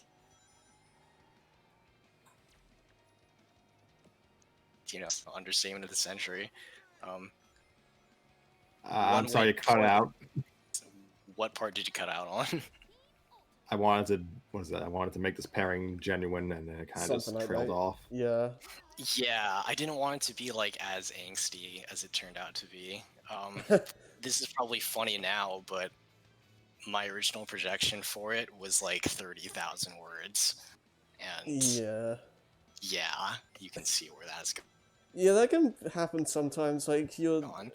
yeah, like your idea Feature for a story is like you want it to be fairly short, all things considered, and then you just, oh, I just wrote like 10 billion words. Yep. Feature creep Well, comes for us all. Always. Oh, that's And since you're here, I guess it wouldn't be. I believe it would be proper to actually say this in your presence. Yeah, you had the pleasure of actually listening to our audio for all the episodes, as far as I know. Yeah. Yeah. Thank you. First of all, thank you. Pleasure's mine. I am happy that we read this story, and yeah, whatever misgivings I may have had actually reading aloud for long form stuff, and yeah, maybe I should have eased myself in a bit more at the start. But I am legitimately happy for you writing and for Harry finding it, and I'm sorry if I did not always sound as enthused while reading it, but I'll just be frank, I have poor endurance when reading aloud, and it showed. I think there's a difference between reading stuff and like by yourself and reading it aloud, because when you're reading it by yourself, you can just be by yourself and just read at your own pace. Whereas when you're doing it for a show, you kind of need to actually be good at narration and not like dwell on things too much, and it can kind of, I can imagine it can kind of get difficult. Yeah, that's why I made Lewis and Nova do everything. It was great. I will say right now that I do have to go, partially because I can't actually find my computer charger, Oh. and I will probably like die out by the time this episode ends. I got to my favorite fic of the bunch anyway. I mean, do you have Also, my anything, voice is do you have any quick words before you head out?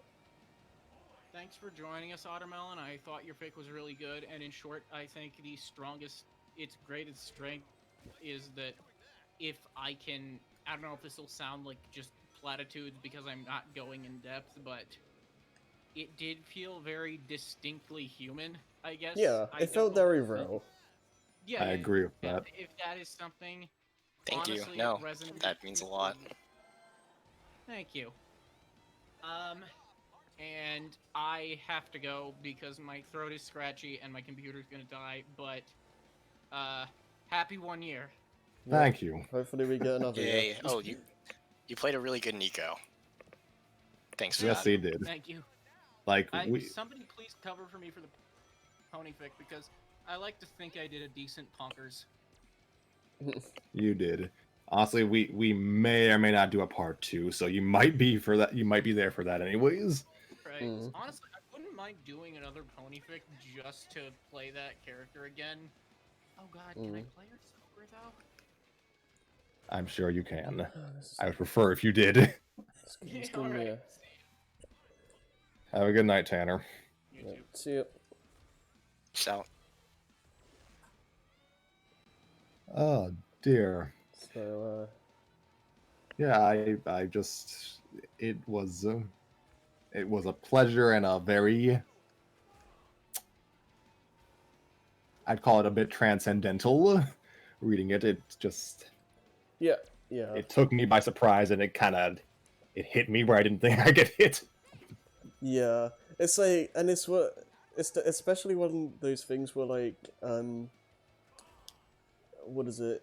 The fact that the first Muse fic I found was so strong makes it kind of hard to find a Sunshine fic to be on that level. Because like, if we were to do another Love Live story for this show, I would like it to be for Sunshine, but I also want it to be on a well, maybe not on the same quality level, but I'd like it to be like pretty good, and yeah, Till We Make Our Well, Ascent is kind of hard.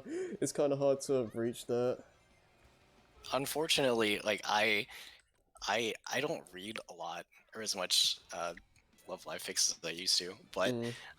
the ones that I do read, the subject ones that you matter do- is usually like really messed up. No, messed up, really like heavy, Mm. or like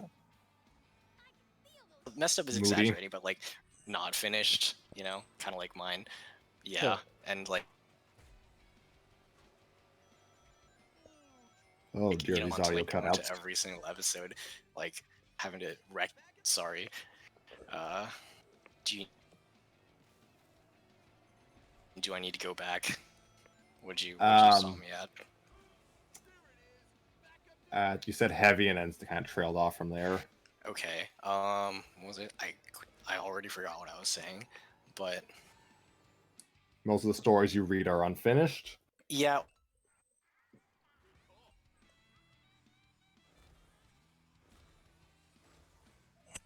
Or having to reckon with, like, you know, like yourself, basically, for lack For lack of a better term.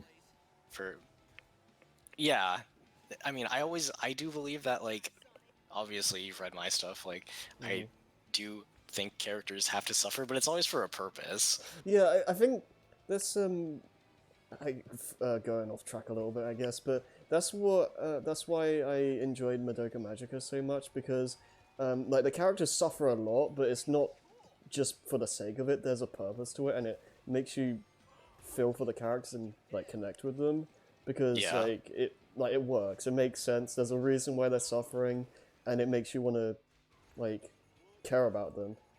Yeah, and I think for like Madoka Magica is good for like it is good like fanfic material too, because it's pretty short, but also like it leaves. It what? It leaves. The show and the movies didn't have time for a lot of stuff Whoa. that just the show did. We're having weird issues. Like, I think what is it? I heard like 2 awesome melons at the same time. Did I cut out again? You're talking Wow. about something about Madoka. And I then- guess my internet. Doing it again. yeah. What's it like? Wi-Fi. No, I think Madoka is really. Go on. Oh my gosh. Madoka really is. How about now? Hi. Hi. How about now? Can you hear me now? Yeah, I can hear Yes. you. Yeah.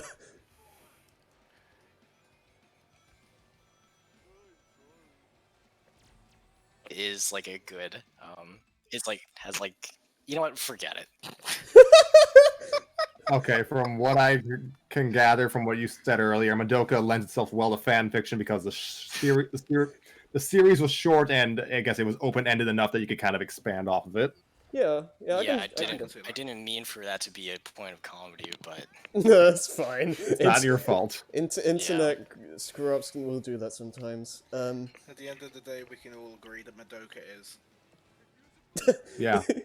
I mean, yeah. I don't want to say too much because most of the schmucks here haven't even seen it yet. it sure is. But Yeah, it is. but yeah, it does lend itself to a lot of interesting stories because you can like really delve into those characters and their general like psyche. Yeah, that's what I was.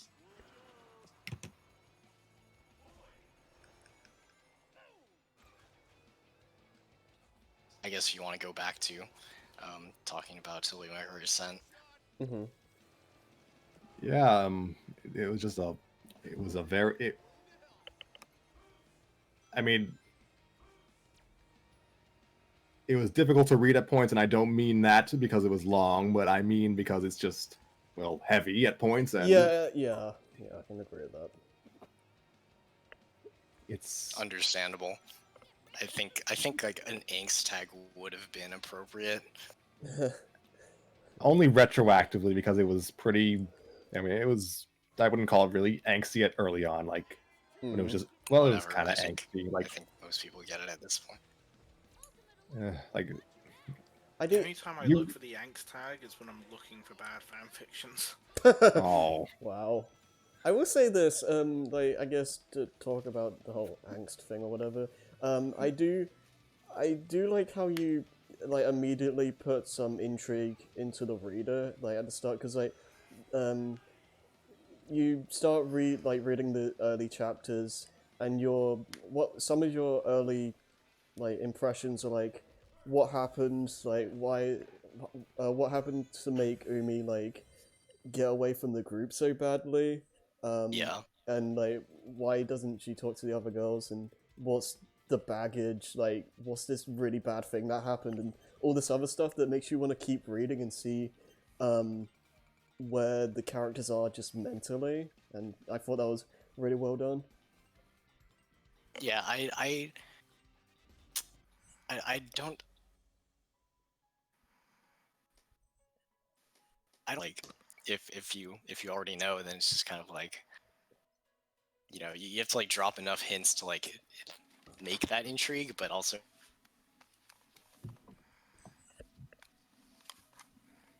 what? I do think that I do think that like I took too long to like if I had to go back and write it again, I would probably like maybe condense those first 4 chapters. I can kind I of could, underst- I could see the logic behind that, I was and listening to yeah. the read through or whatever. Yeah. yeah, again, I'm so sorry. Like we learned from. Well, what I was saying is we kind of learn from our reading of Till We Make Our Ascent, and yeah, we kind of made sure to not to relegate long forms narration to me because I just need to work on that. So I mean, I'm kind of on two minds with this specifically because, on one hand, I can see what you mean about like the first 4 chapters or so, kind of needing to speed up a bit. But on the other hand, I do kind of like how it started off a bit slow to kind of ease like the reader into this new, like this, new paradigm.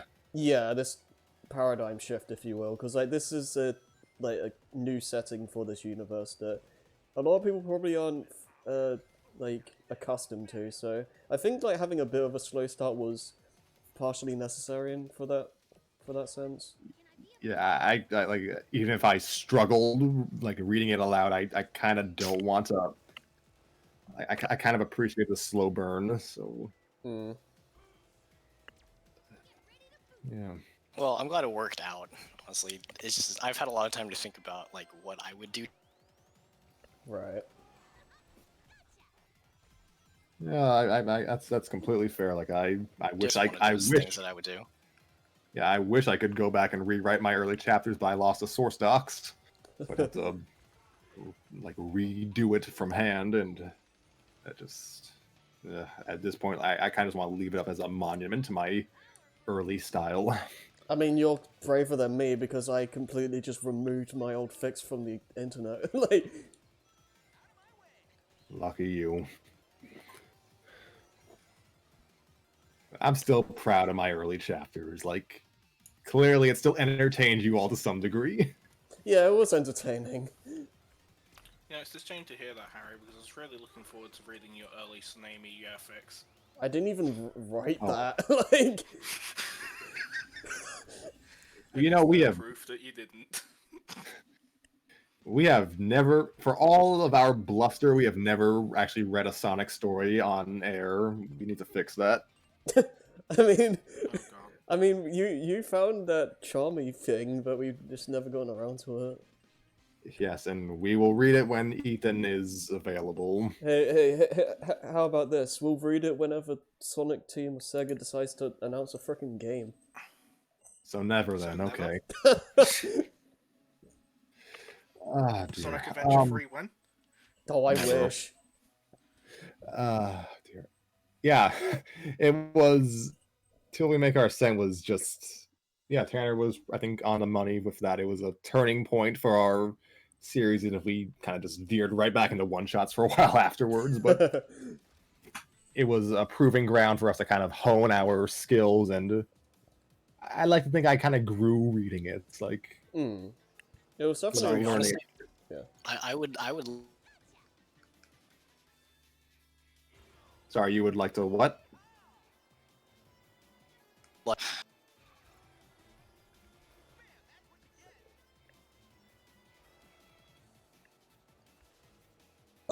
Oh, excuse me.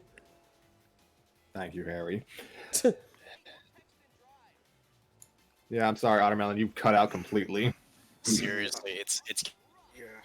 Yeah, this is it's yeah. getting been so bad for the last 30 minutes that like if you guys are planning on doing a part 2, I might just have to come back. Oh, well, we would love to have you back anyway. Yeah, so yeah, it's all down to if you want to come back or not. I wasn't expecting you to want to be in another episode of this, but if you do, then be my guest. I mean, in a way, the reverse is also true. Like, you really want to hear me stroke my own ego that much. Yes. I mean, Absolutely. I do want to pick your brain about this because I do want to know like your writing process and like how you ended up like writing the characters specifically, cause, and like which how I guess how did you end up coming to the or like writing the characters the way you did, like, and like how I don't know where I'm going with this, but like how was No, it I get what to you mean. yeah, how was it Because, to like- write for all the musicals specifically, and like how difficult was it to like get all of them down? Yeah. Okay, I think for now, for I don't know how long it's gonna last, but fingers crossed. Yeah. Well, I think well, obviously Umi is like based off of myself to a very a very large extent, and also I see myself in her a lot, just in general in the source material. Like she like has this difficulty expressing herself to her friends, and like she's this like anxious mess most of the time. Like she's really uptight, but she doesn't really want to be. It's just how she comes off as, or she can't really help it. Yeah. So I feel like that, like that if like those character traits carry over to like these really difficult situations that she's put in, like she is in the fic, like it would end up like blowing up in the worst possible way, and I kind of wanted to explore that a little bit, I guess, because I think she's like really like she's popular, but I sometimes don't feel like fandom writes her very well. I can kind of see that. Like she's really uptight and that's it. Like there's no nuance to it. Yeah. Or like they take it to like, oh, she's just a tsundere who can't like express herself properly, and I'm just like, well, yeah, that's not really who yeah, she that's- is. yeah, like that's kind of it. Like I can see that, but it feels like just flanderizing her character. Yeah, because I see like Umi is not the kind of character that screams like tsundere to me. That's not really her character. Yeah. So that kind of ties into what I did want to talk about, where like a lot of this fic was like born out of like I saw this very clear hole in like fandom writing that I wanted to like kind of patch up a little bit, which is like how the main characters are like perceived basically. I already talked about that with Umi a little bit, but also like Honoka is extreme. I think Honoka is probably like criminally underrated. Oh, I love or, like, Honoka. She's great. yeah, like liked for the wrong reasons and stuff like that. Oh no. God, I could get into this. I could talk about this for hours because I've been a Love Live fan for like 6 years, 5 years now. So I had a lot of time to think about this. I've been... Oh no, you can pull rank on me. I mean, I've been part of the series for like, I think like pretty much when Sunshine was season 2 was ending, I believe. So I'm still fairly recent, but I have been. That's not recent anymore. I mean- especially since there's like 2 new units or groups or stuff. Yeah, I don't even know anymore. Like, when did Sunshine end? 2017. Okay, so it's been like 3 something years at least, but you know, still, yeah. Relative to like when Muse came out, yeah. Yeah, That is pretty recent. But yeah, I think Honoka is. I'll put it this way. So you know how in the Love Live movie, Honoka like gets lost on the train and she meets this woman who is obviously supposed to be her from the future. Yeah, that part was always so weird to me. From a writing standpoint, it was dumb, right? It's like this Deus Ex Machina kind of thing. Yeah, I can kind of see where they were going with it, but like my problem with it is that when Love Live starts to get more science fiction, I guess, or like magical, it feels really weird to me because like what makes the series work is the fact that it's really grounded. So when it goes out of that, it feels off to me. I feel like it's a little bit of both. I feel like the series has always been a little bit larger than life. Yeah, you know, especially when like the series is like near the end, the group gets famous and they're performing in front of in like Tokyo Dome, right, in front of like tens of thousands of fans or whatever. That always gives me chills. It's really good, but it's also like it's really out there. You know, there's this like suspension of disbelief that has, and like I'm okay with that. But like that scene with like Honoka and adult Honoka has always been like, from a character standpoint, it's always been super interesting because like adult, quote unquote adult Honoka is like really like she's slowed down a lot. And she's not like bouncing off the walls like the one we see in canon. And like I kind of like what I always think is how does she get from there to there, like from point A to point B? You know? Oh yeah, that's interesting. That's an interesting point. I will say this because I will say this about the future honk or whatever. It's that you can still like she does seem to have mellowed out, but you can see a lot of the old her in there. Like still like the old her is still there. Yeah. And that's true. Like it's not unbelievable that she would change that much. So like I want to see, and that's obviously the only time that ever happens in this series. So like I want to see that change as it's happening. You know? Yeah, I can see that. That's a very interesting angle to go for a story, and like that's just very interesting. I never thought of it like that. Yeah,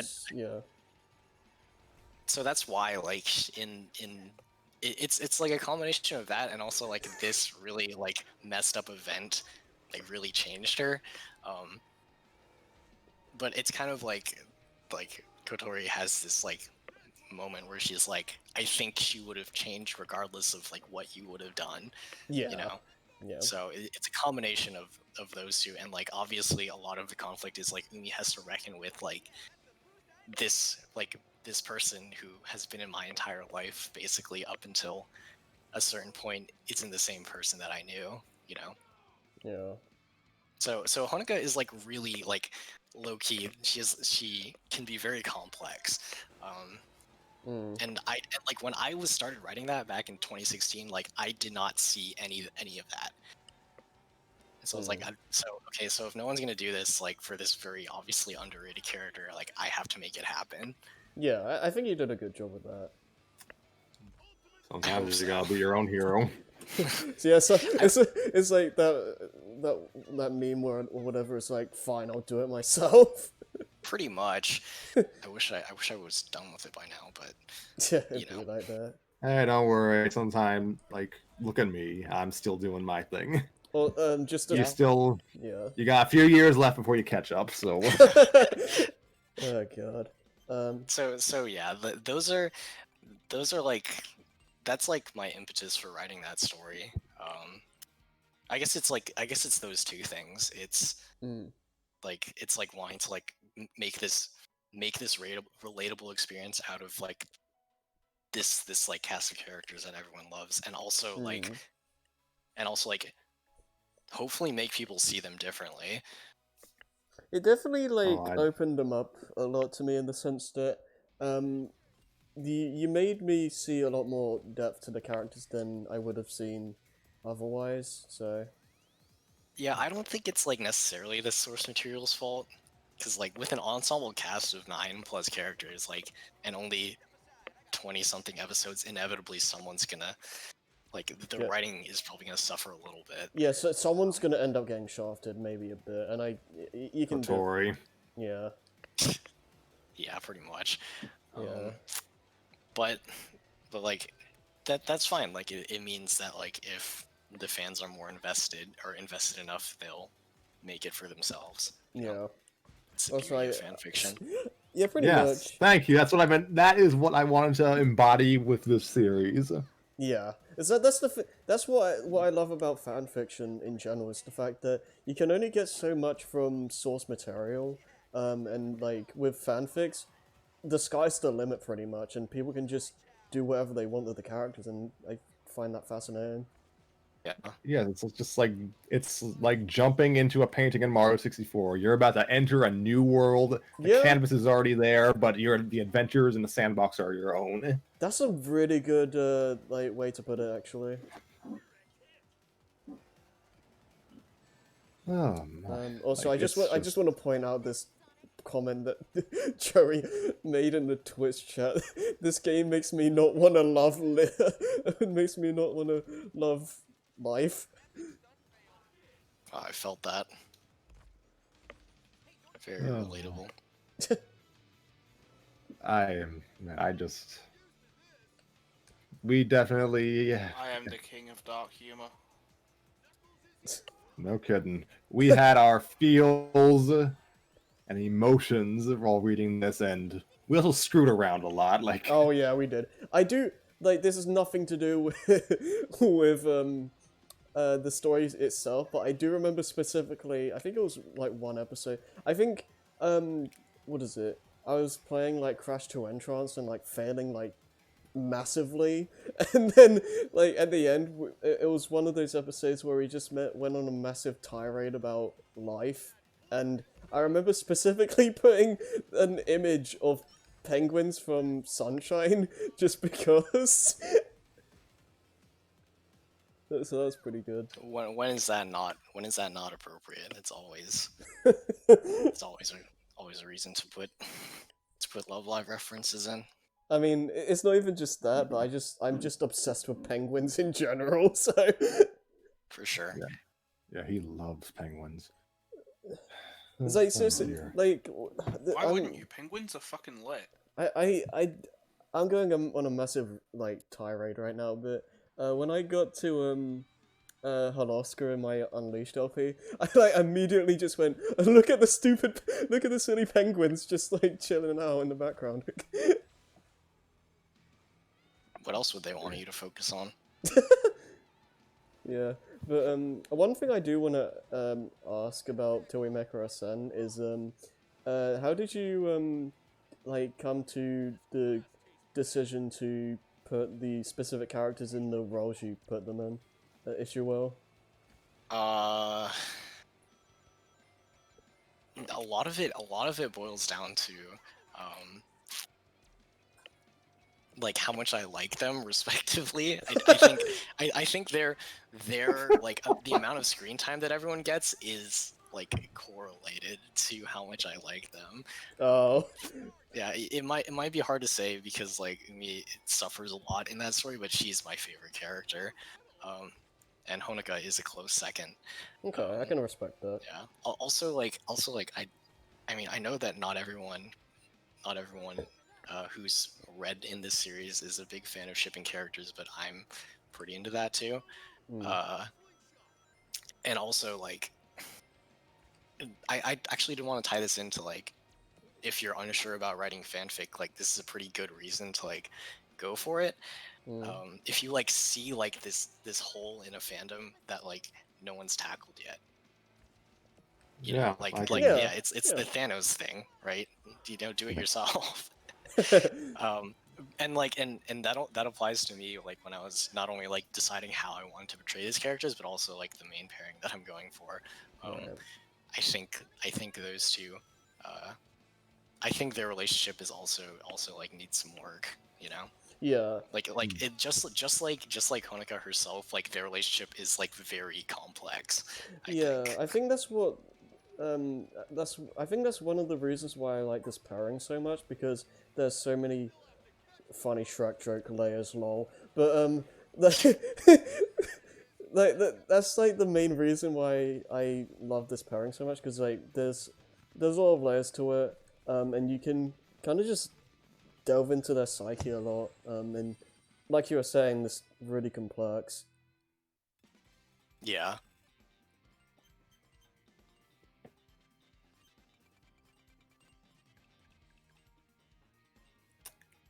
I like that. I kind of like that's what's the way to put it? Like that is also like why I wrote that's why I wrote this. Like I wanted just from it just like to like not having any just like sound as trashy as I want. I want more people to like that ship, you know? Same. That's completely fair. Yeah. I completely get the whole like drive to kind of fill a gap in a fandom. Like, Yeah. if I was actually more prolific in writing, I would have written some Scooby-Doo stories by now. Because yeah, I mean, as you can guess from my, no, I don't write that yet. I was gonna say, like, for someone who has their name as Scrappy Fan 92, we haven't done much Scooby-Doo stuff. There's one story we could maybe read on air. I would also like Ethan to be in that because we kind of owe him a story. What was I gonna say? Yeah, I'm not sure how good the condition is now, but circa 2008 there wasn't many Scooby-Doo stories I was particularly looking for because they were missing a character I was interested in. So my goal was to kind of fill that gap. Still hasn't happened yet, but maybe it will someday. So yeah, I completely understand. That's the beauty of fandom when it's not being horrible. You can you can be your own hero. Like that's, if you know how to write, or even if you don't know how to write, you can be your own hero. Yeah, essentially. For what it's worth, chapter 10 has been sitting at like 2,000 words for the better part of a year. So it's not dead in the water, but well, you take your time until it is ready, and we will be waiting. I mean, I honestly can't complain that much about your story taking a while to finish, because I procrastinate like crazy with my own projects myself, so I have no room to complain. Yeah. It is like the universal struggle, right? Yeah. I just my worry is that like that fic particularly is focused on a very specific time in the characters' lives, you know? Yeah. Where like the existential crisis really sets in, and like, you know, like that whole like keeping up with your high school friends and stuff is like, it's like probably at its highest. And like not only like do I worry like maybe I've grown out of that, but also my readers have grown out of that. I mean, I definitely do. Sorry, go ahead.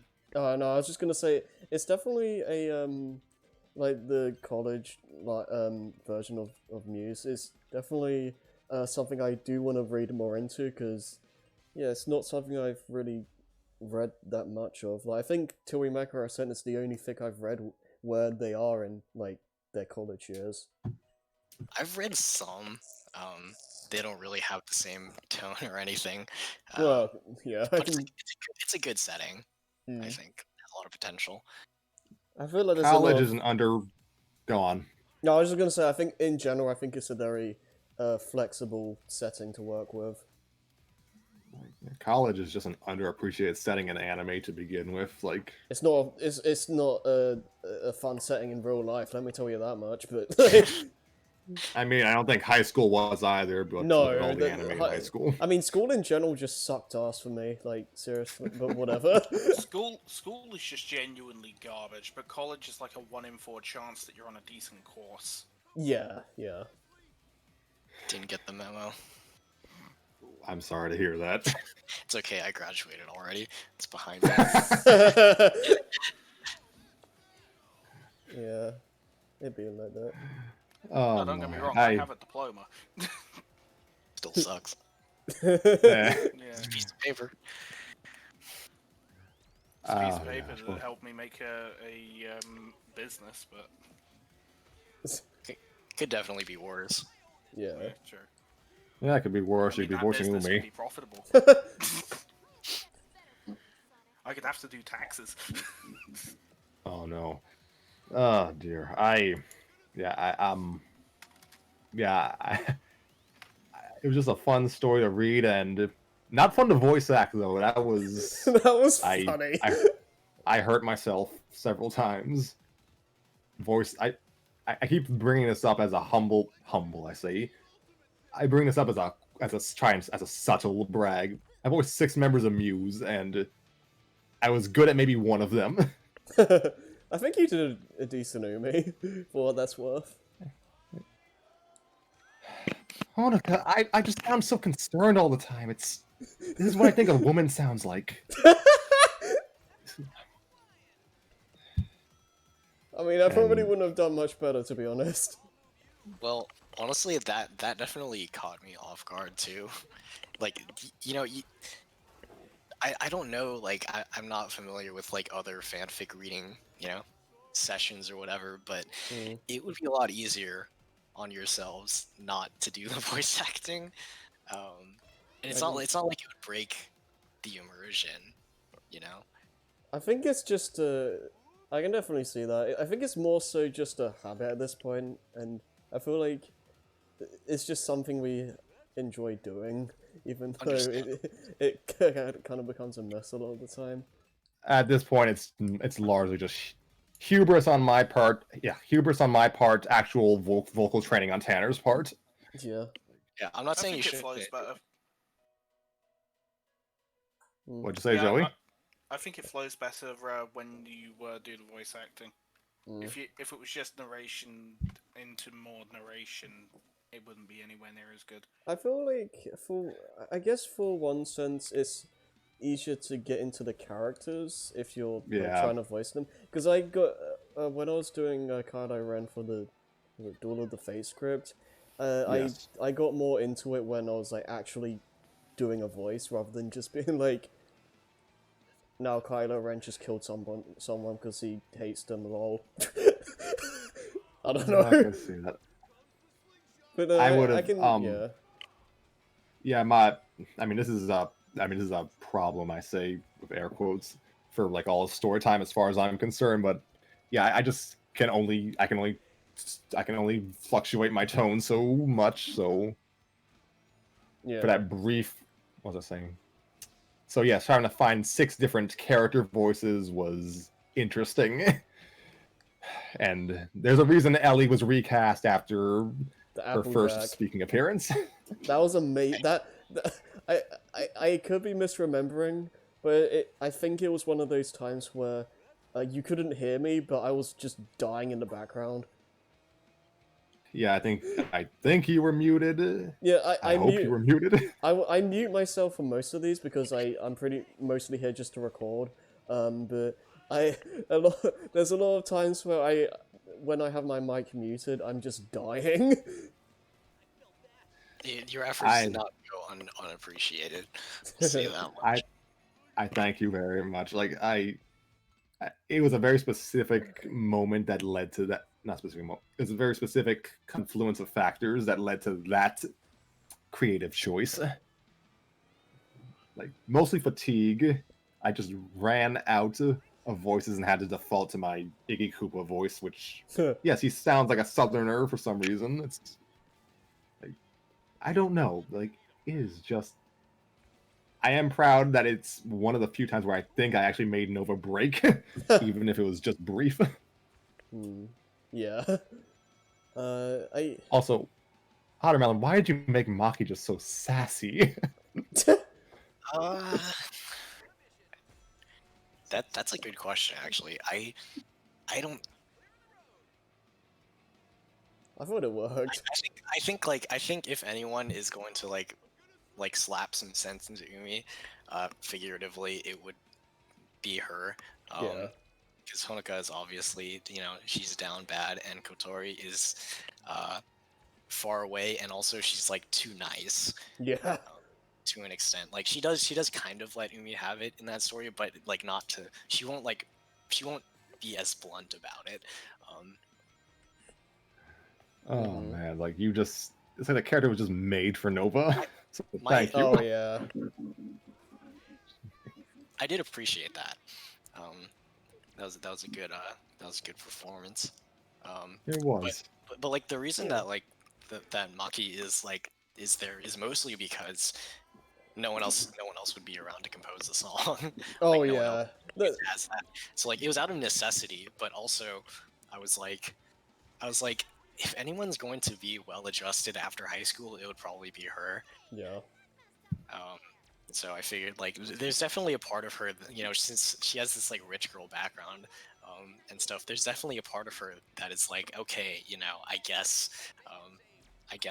I'll pick up the slack for both of us as far as well-adjustedness goes, and also like it's necessary, not just from a plot point, but also for Umi to like, pick herself up basically. Yeah. I also found it fascinating in the sense that in the canon material, you don't really see a lot of how the actual music gets created. So I thought that was a really interesting plot point to go down. Yeah, that's one of my many gripes about the Love Live franchise, actually, because no one, except for the new one, kind of goes into it, but the first two was basically just like, oh, we have this composer who can play the piano, and suddenly, here's a fully produced song, Yeah. that has the instruments and stuff. I'm just like, I get it, I think for the average viewer, seeing the music process isn't that interesting, but also like Yeah. it leaves too many. Like, I guess I guess that's why this fic is so damn long. Actually, you can see all the stuff I wanted to do, and it's like put into one fic. So Yeah. that's why it's 8,000 Yeah, I words. can Like, see it. There's a lot of stuff going on in this story at once, so yeah. I imagine this story took a long while to write out, and yeah, it was worth it. I'd say we appreciate this. Yeah, I imagine the planning phases were probably really long. Like Not from one really. fan. Oh, really? It's the writing that's the hardest part Oh, for that's me. fair.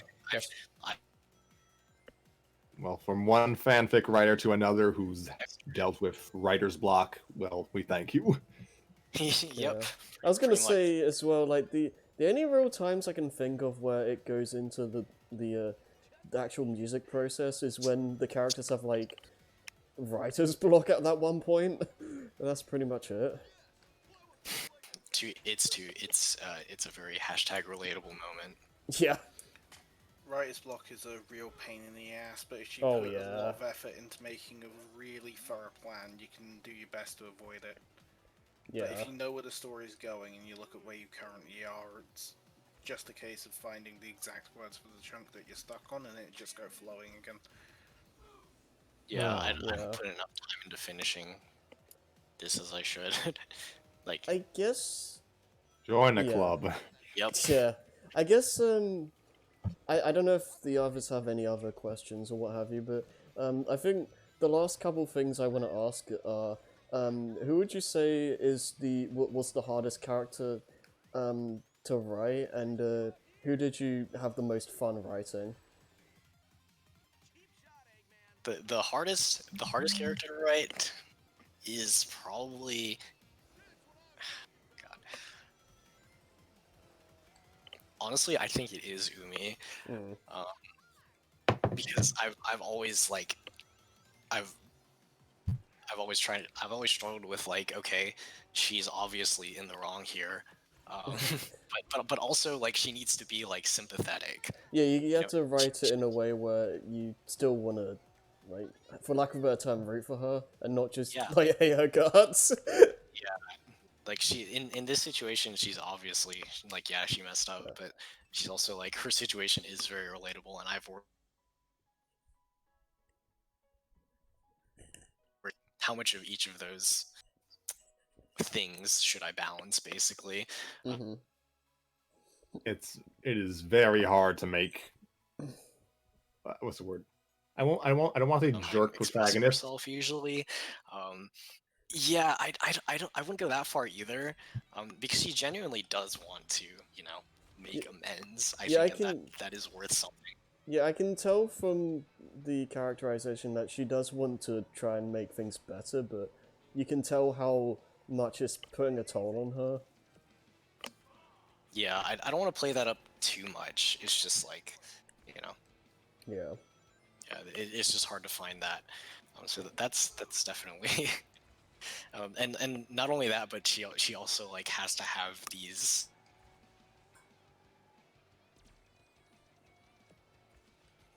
Has to have these what? Have to like come up sometimes, and I'm just like, okay, well, how do I do this without? I like how it just cuts off like at the perfect moment. Yeah, my internet's. Yeah. His internet definitely is. Yes, it is. Great. My internet's cutting out again, isn't it? Yeah. Yeah. Damn. Well, you get the point, right? Yeah, I think. Yes. Yeah, I think we get So, it. who's the Muse member who's the most fun to write? It has to be Nico. Yeah, I could. Okay. Yeah, that makes sense. I don't even watch Love Life, and I'll say yes. Yeah, Yeah, I don't understand how people hate her. Like she's Because entertaining. she's an asshole in the very beginning. that's true, but I also think- she was a teenager who didn't really know how to react to that. I think it's one of those things where like some people in particular just don't situation she really. was put in. So Yeah, it's forgivable. I think it's like Nico's one of those characters where some people just won't really gravitate towards those kinds of characters. She's But yeah. She is an absolute diva. Like you're either behind her or you're not. very abrasive. Yeah. Yeah, she's very abrasive. But yeah. Oh man, she's got a good heart though. Yeah, she has a good heart. It I guess comes from the right place. So does Maki still believe in Santa Claus? The real questions.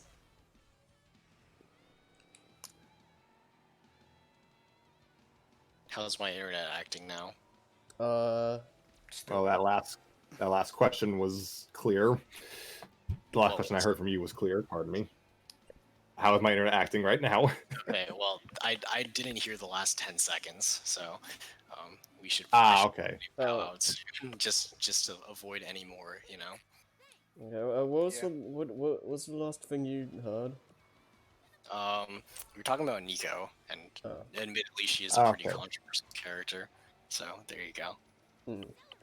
So my final question for you is: does Maki still believe in Santa Claus in your story? Considering that like this that Till We Make Her Ascend is about like the harsh when reality smacks you in the face after high school. Possibly not then. I would say the answer is no. Rip. That is the Did you hear saddest that? thing you have ever. Yes, and that is the Okay. saddest thing you have ever done with these characters. She obviously is not. Well, maybe she cries about it in a room, but she obviously is not that hung up about it. Yeah. Oh man, it's amazing. I mean, it's Fun to write. So yeah. Oh my. Good. Well, I think that's all I have for Till We Make Our Ascent. Yeah, I was gonna say, does Nova have any questions or things to say? I have a good bit actually. Okay. You have the floor. And well, I just want to preface. Well, I just want to preface everything else by talking about the whole being into shipping thing. Because I did hate it a lot more than I do now. I'm still not very big into it, and I still don't really see the appeal of it. But uh, I understand what you were trying to go for. With trying to go for with the pairing you chose for your story, and granted, to some extent, I do at least I do see some chemistry there that you presented very well. It's just I'm not. It's not. I'm just not the type of person to really think about so much. Think very often about, oh, what if think about what if they had this kind of interaction and then their relationship grew deeper and deeper until it became something completely different. And at the very least, with the way you presented uh the relationships you portrayed, I could at least still believe them somewhat. It's just I just don't personally feel like but it didn't personally really change my stance on it, because I don't personally believe in just I don't, because, well, rather it more so stems from the issue I have in general with uh, a lot of fans of various media seemingly kind of almost trying to push for a fan in relationship that, Mm. while could work in theory, the well, it doesn't necessarily mean like it would have been it would have been the best call been in canon, Mm. because the the problem therein lies with people seemingly kind of now more people seemingly nowadays kind of not really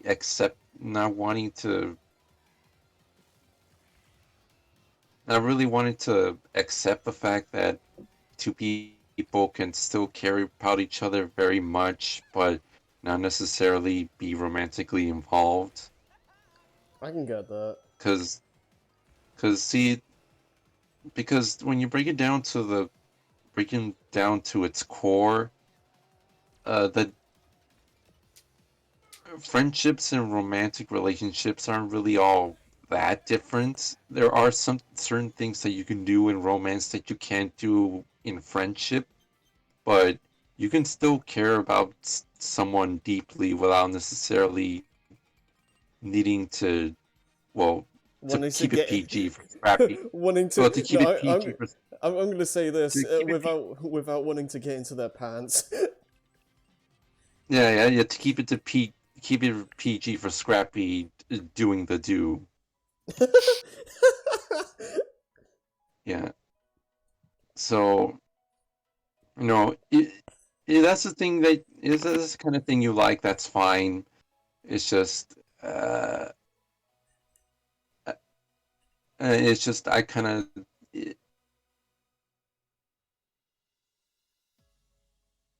I just didn't. While I did enjoy everything that happened as a everything that you portrayed with that kind of relationship, uh, it's not. It didn't necessarily change my mind on that, but at the very least, I can respect that you actually managed to derive something more interesting and more engaging than the usual fare, because the usual fare would just find a would just find a pairing and just do not really go truly in depth into how the two characters in question really feel about each other, and what they like and dislike about each other, or like any secrets they may be hiding from one another, or like confusion with their feelings about said other person. So I can at least respect that you went to the lengths that you did to really make it fleshed out and truly and more feasible than the usual fare. Hmm. Well, okay, my internet again. How much of that did you hear? I know what you said there, because my internet is most of it. Okay. That would have been so darkly hilarious if it cut out for the entirety of that. Oh, that would have been really bad. Yeah. It's to respond, Yeah. you know.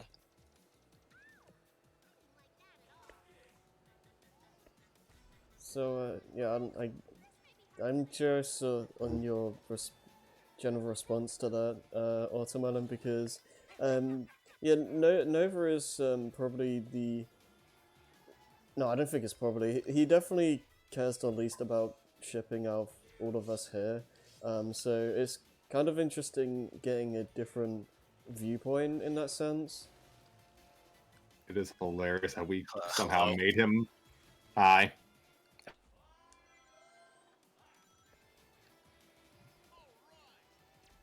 Watermelon. Okay, no. Thankfully, you don't have to go through all of that again.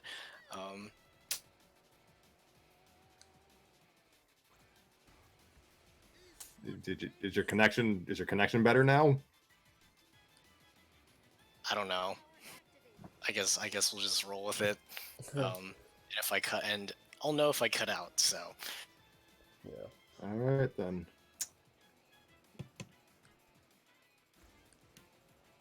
I feel like we should.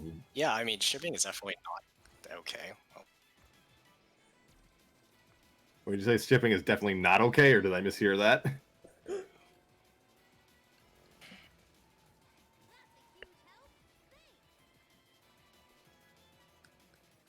I'm telling you, we have like the equivalent of a Let's Player's curse with this show. Pretty much. all right, how about now? We can hear you.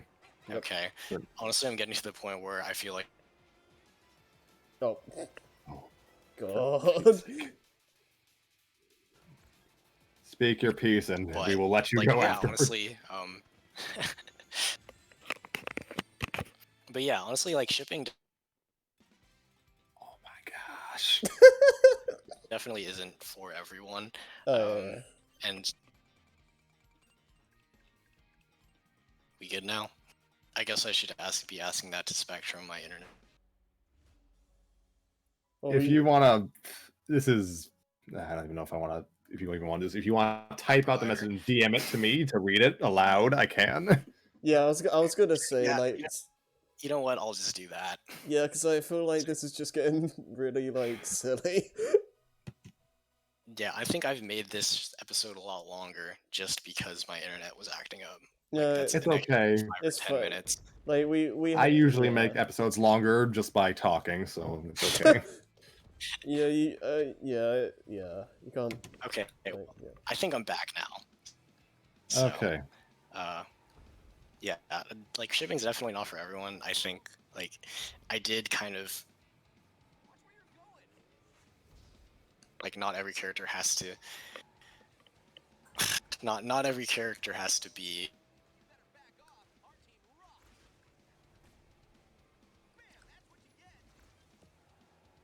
for the ones that like ultimately it's just a fan interpretation. Right. Yeah. Where are we at You said ultimately it's just a fan interpretation. right now? Okay.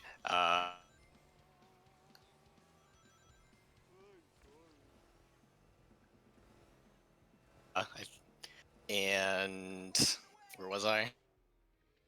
Yeah, all I heard is ultimately it's just a fan interpretation. Yeah. Before got cut off again. Okay. Oh,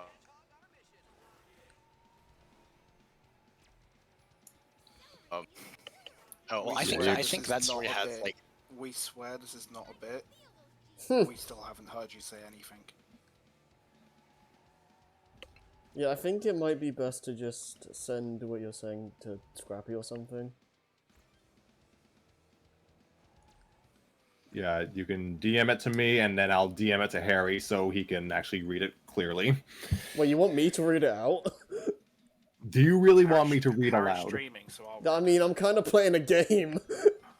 I'll read it. Yeah, send it to Joey.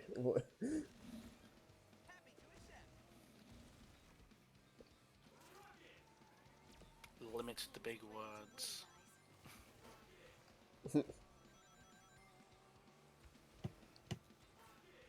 It is amusing that we kind of Nova just somehow keeps on being one half of the romantic pairings in all the stories with them.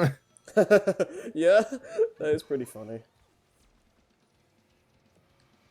Yeah, my You thing of shipping know- is. Go on.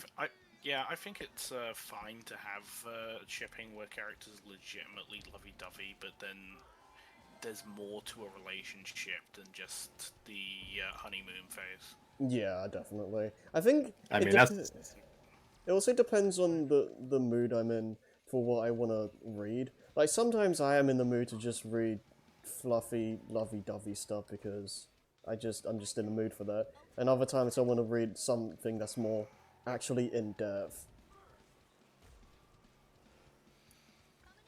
But, you know. And then there's me, who is the only person here that I'm aware of that has any relationship experience. Or you can have that one... wait, what? No, I have some experience myself. Oh, okay. Right. The majority of Seaspring has none, so Yeah. thank you. And there's like 3 of us. there's that one fic question mark where the whole story is just Sue and just and then there's just like 5 smart asses in the reviews. I've wanted to mention that all stream. Scoo, what could it mean? I'm at the edge of my seat. Please continue this. I must know. Best fanfic of current year. Yeah, and then there's the one other review was like, did you write the did you write the whole story but then deleted it but only had the first syllable of Skune's name and then just uploaded that. If so, then you're my hero. Also great M rating. I think I So- actually had that thought before I read through the comments as well. It was like, wait, did he delete the fanfic? So Ottermelon sent the DM. Oh, okay. In summary, and he has not bullet points but like hyphens. Shipping is a way to see alternate character interpretations and express themselves in ways we wouldn't otherwise see. Point 2. There are lots of things to enjoy until we make our ascent other than shipping. Part 3. It's a fic about growing up and growing apart, making music. Part 4. Plus, the Umi and Maki relationship is built from scratch. It's 100% platonic and still very much in depth. Part 5. Nothing wrong with not shipping characters. At the same time, there's nothing wrong with shipping characters either. Yeah, I don't disagree with any of those. Yeah, I'm pretty much on the same boat with all of that. Yeah, the thing for me, like, I can definitely see, I can definitely understand why you don't really care for shipping, Nova. I don't particularly agree with your viewpoint at all, but I can understand where you're coming from at the very least. It it's just well, my issue isn't necessarily so much that people pair up fictional people at all. It's just more so a lot of the time it just comes off as using a fictional relationship to kind of almost almost make up for having no romance in their lives or not having much excitement in general in their lives, and therefore Mm. even if therefore even if the relationship itself isn't necessarily unhealthy, it just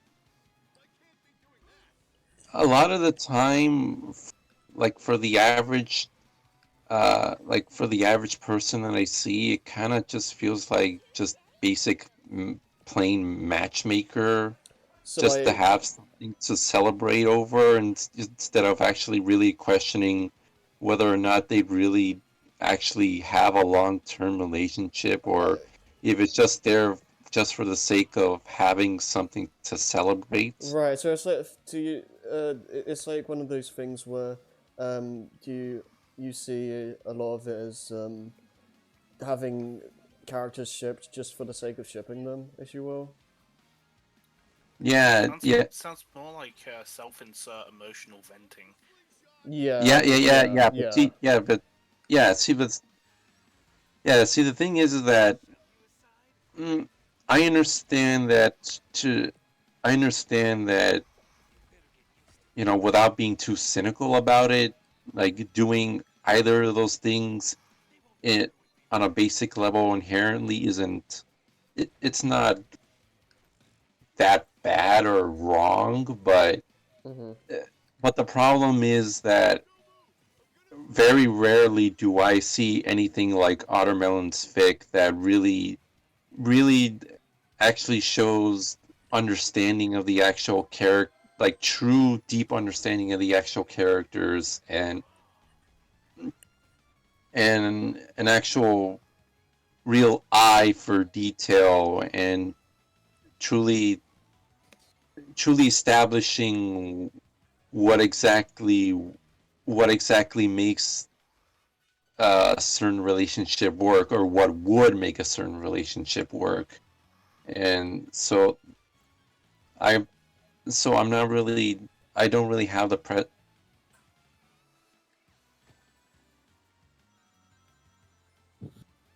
You don't have to You what don't really now? have the what?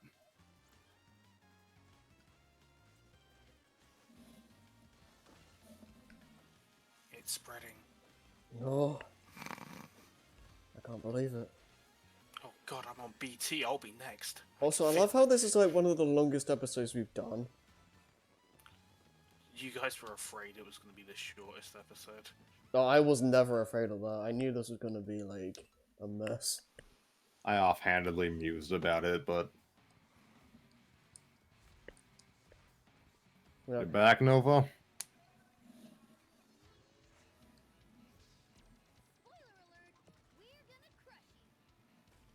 Alright. I'm going to have to dip because I have promised viewers that I was going to stream tomorrow, and this is getting later than I'm comfortable with. Fair enough. I was not expecting it to go on this late, to be fair.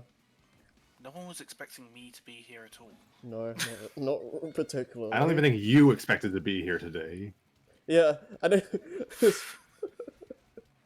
I was very non-committal about the whole thing, I'm not gonna lie. And the funny, You never committed at all. You didn't say anything. And the thing is, like, No, I said plenty in my head. I don't think Osmerlin's like heard your voice at all, so it's probably a surprise for him as well. I was in the first episode basically for the sake of being there to make sure it ran smoothly, even though I was tired and didn't really want to put myself there for much of a part. Yeah. And then I was there as the narrator for Duel of Fates. Oh yeah. Ottermelon listened to the first episode, at least portions of it, so he probably heard your voice. Yeah, Right. I'm gonna dip and chill my channel. Fair enough. Alright, I'm Joe from Bootleg Raccoon. I stream all sorts, mostly on Twitch at Twitch TV Bootleg Raccoon.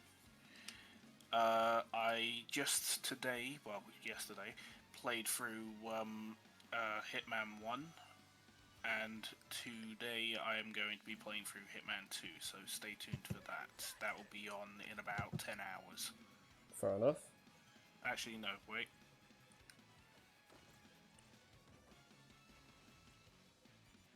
Like, actually, yeah, like 10 hours. Okay. Cool stuff. So, I hope you guys have enjoyed and continue to enjoy the rest of this. And I hope to see some of you on my stream tomorrow. Cool. Talk to you later. Thanks for having me, and I'll probably be here for more readings, like I said, post the first All of Fates. Yeah. Okay. See ya. See ya. Good night, Joey. Do we have Nova back yet? I do not know. Welcome back, Ottermelon.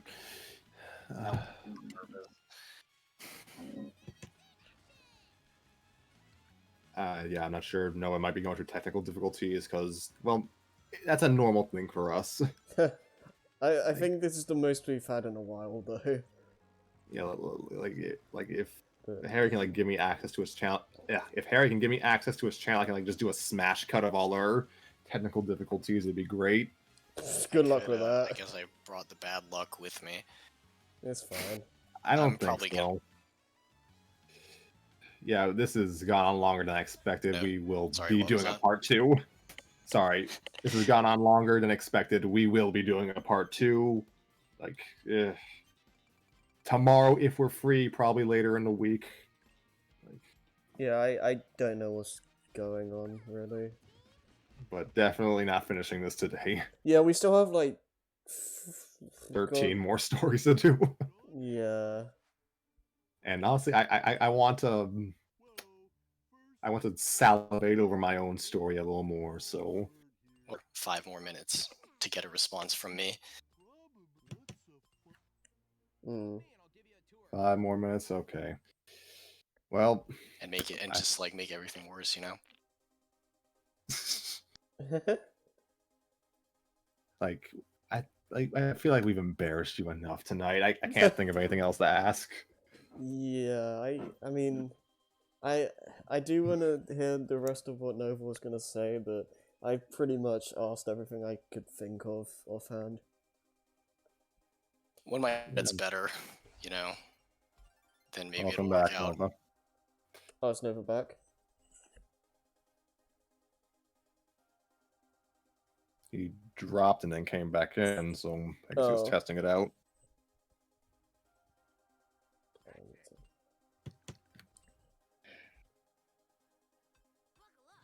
Here's to another year of dead air. This is definitely a series, right? Story time with Scrappy is...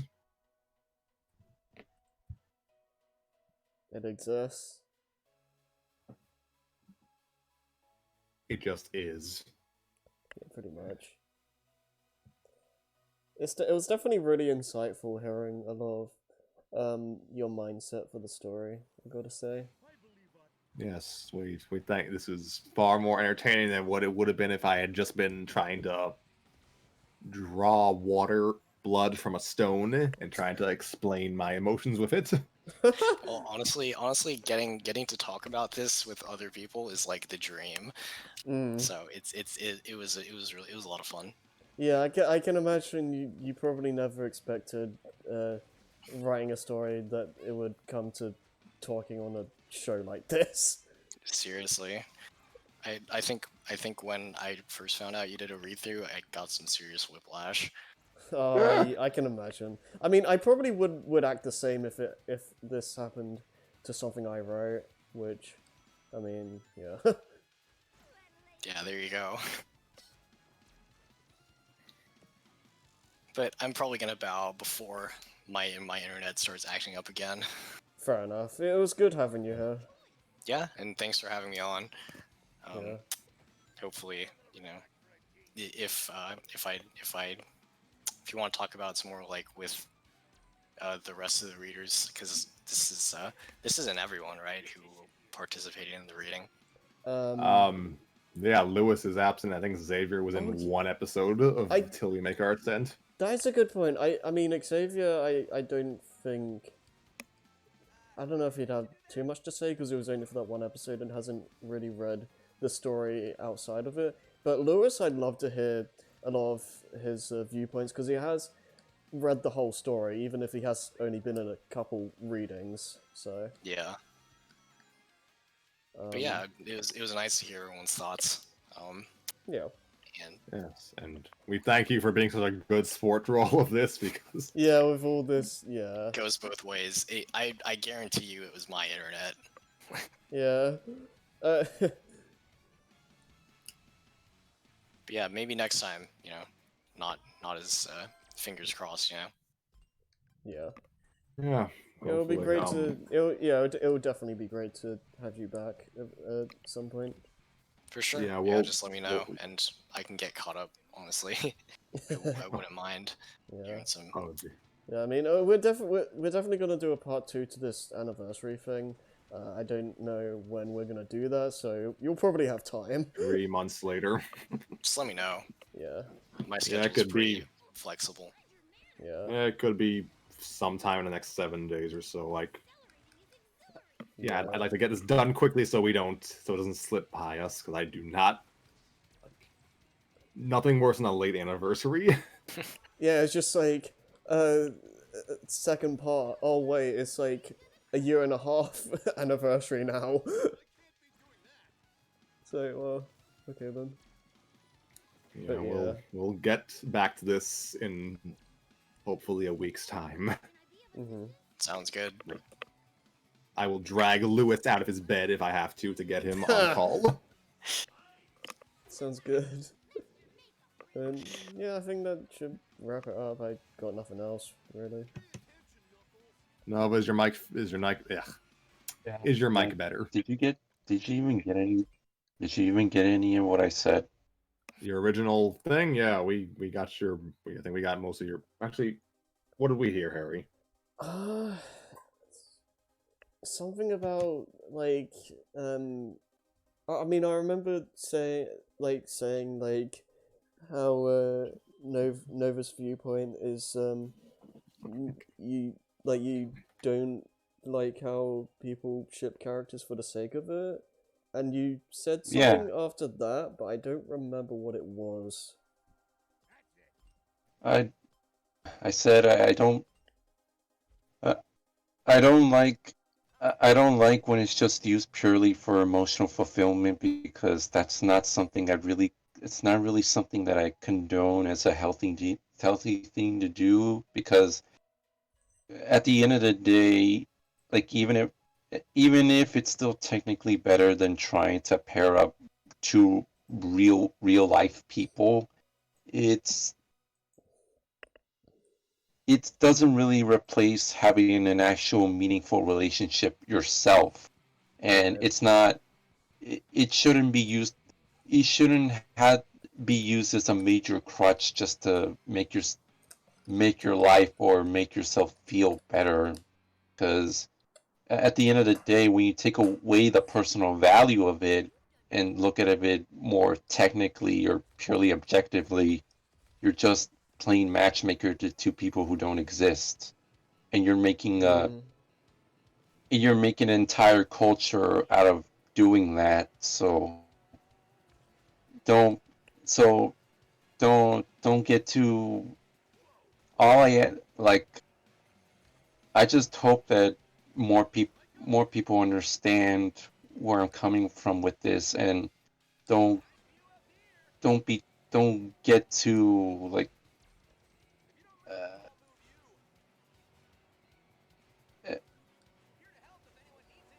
and don't get their head in a tizzy, more or less, from basically over over telling someone about your pairing about your pairing and they don't agree with your pairing, or they just don't care in general, and they don't really see any of what you see. Well, politely, of course, but they don't, Right. because, and it's not, and I'm not trying to say that if you do this, you inherently have an issue or emotional fulfillment, that you need to find healthier ways to do it, but it can be very easy to let your obsession over anything that you like in any sort of media you like to essentially become an emotional crutch and really uh, stunt your ability to stunt your cognitive abilities and make you more dependent on things going more dependent on just looking at things that you like, or rather, or seeing people make things about things you like in the media versus in your favorite media, as opposed to things that you don't like as much, and essentially form an unhealthy symbiotic relationship with something like this. Okay. I can definitely see where you're coming from, but I do think that there are a lot of fics that do go more in depth than just having a relationship just for the sake of it. Um, yeah, I get what you're trying to say.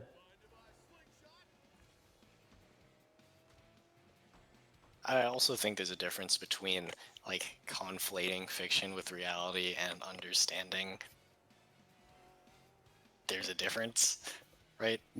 Yeah, I mean, yeah, obviously not everyone does, but you know, like I get where you're coming from. yeah, because that's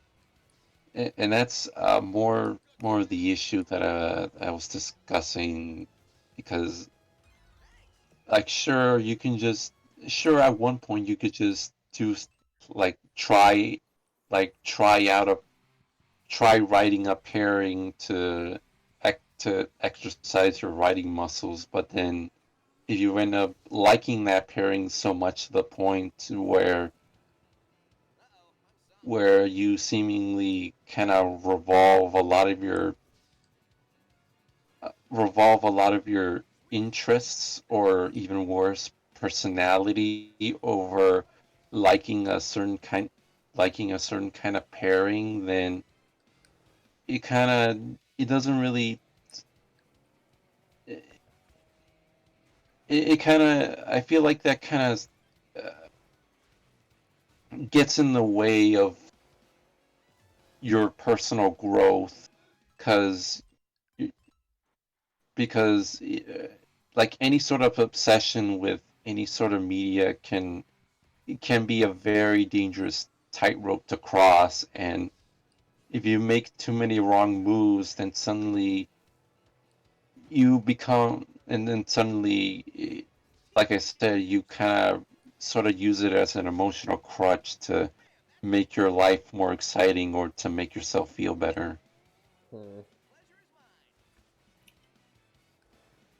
I mean, yes, that's just more of a general cautionary tale for fiction and I feel really anything in life. I feel like, yeah, I feel like that's more a case of like anything to do with fiction. Like I I feel like it's less to do with shipping specifically and more so Yeah. if you get too much into just fiction in general to the point where it kind of takes over your life period. I feel like that's more... Star Wars fans. Yeah. Oh, I feel yeah. like that's more of the problem rather than shipping in particular. Yeah, I feel like it's yeah, more of a yeah. bigger It- issue. No, and yeah, and it definitely is. It's just uh, from my experiences, at the very least, it,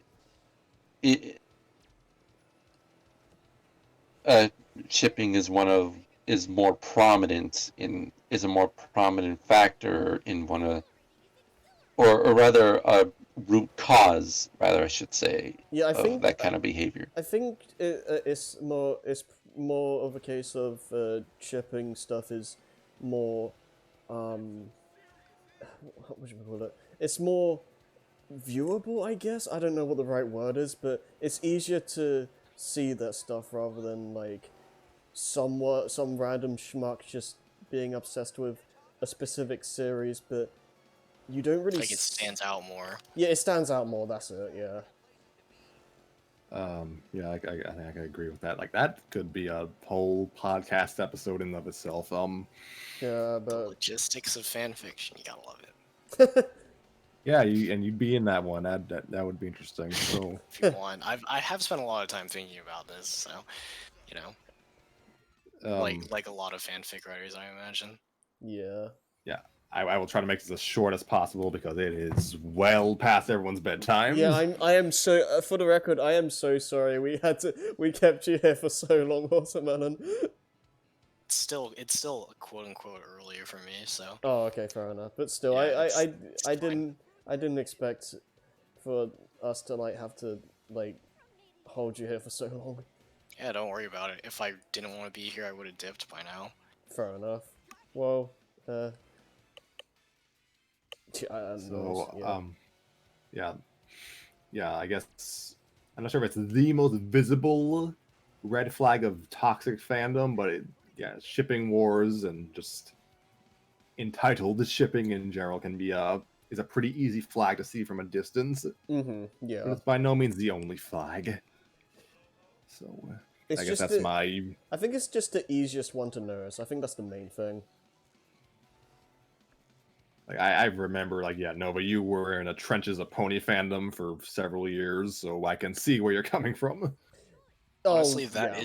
that is where I got my start, like, doing this whole thing. So it seems like To keep it. for better and for worse, right? Yeah. Yeah.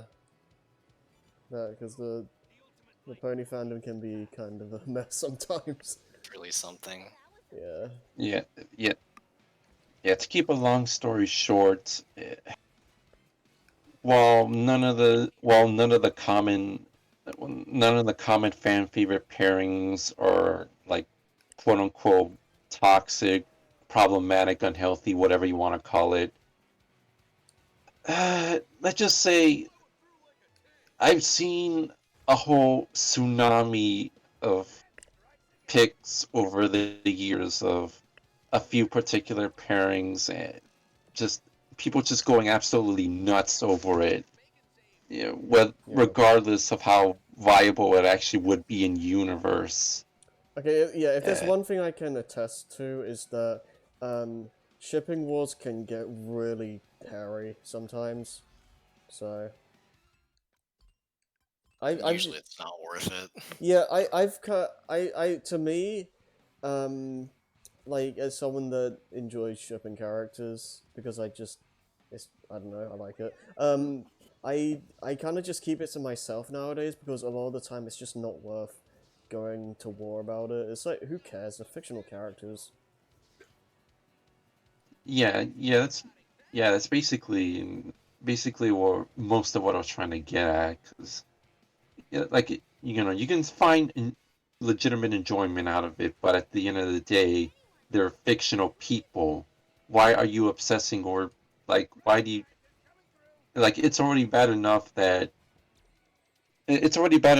people over idolize real actual people, for things that they actually do in real life, but especially for people who don't exist at all and their actions in the source material do not literally affect the world that we ourselves live in. Right. And to become so obsessed with certain people getting together in any sort of way, it really paints a serious bad picture of the hobby and basically the culture in general. and it's kind of why for a while it hasn't really garnered that much respect or that kind of renown over the years on when it comes to internet culture, because there have been a lot more examples of bad interactions and over unnecessarily heated arguments over, some things that are supposed to be fictional. Yeah, I can definitely see that. Like, I've seen like from the sidelines how messy it can be. It's pretty bad.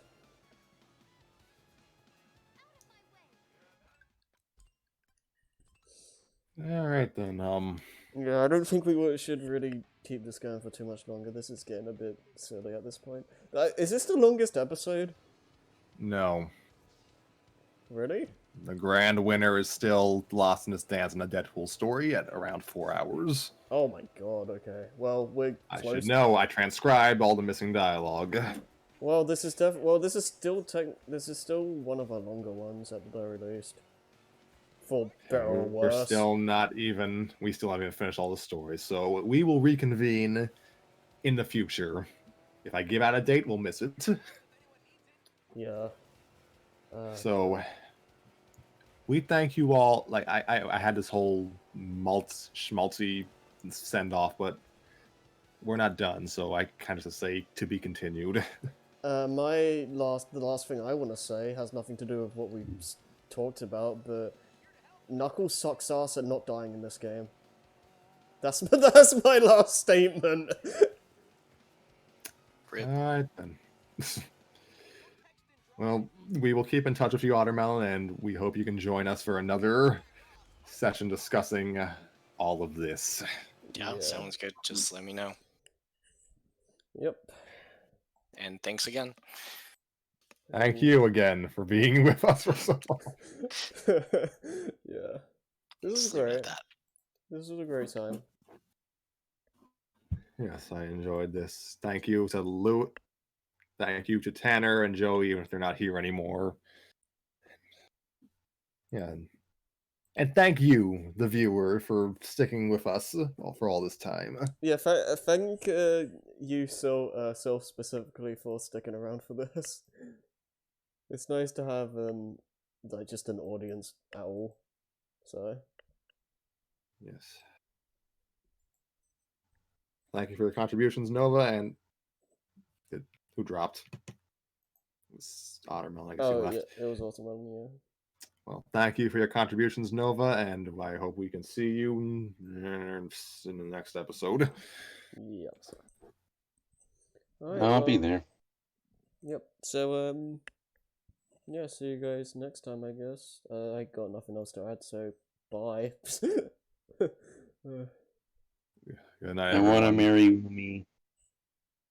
Wait, What? what? Wait, what? No, I just wanted to end things off with I want to marry Umi. Okay. Fair enough. Alright, see you Gosh guys. darn hair, you corrupted him. See you guys later.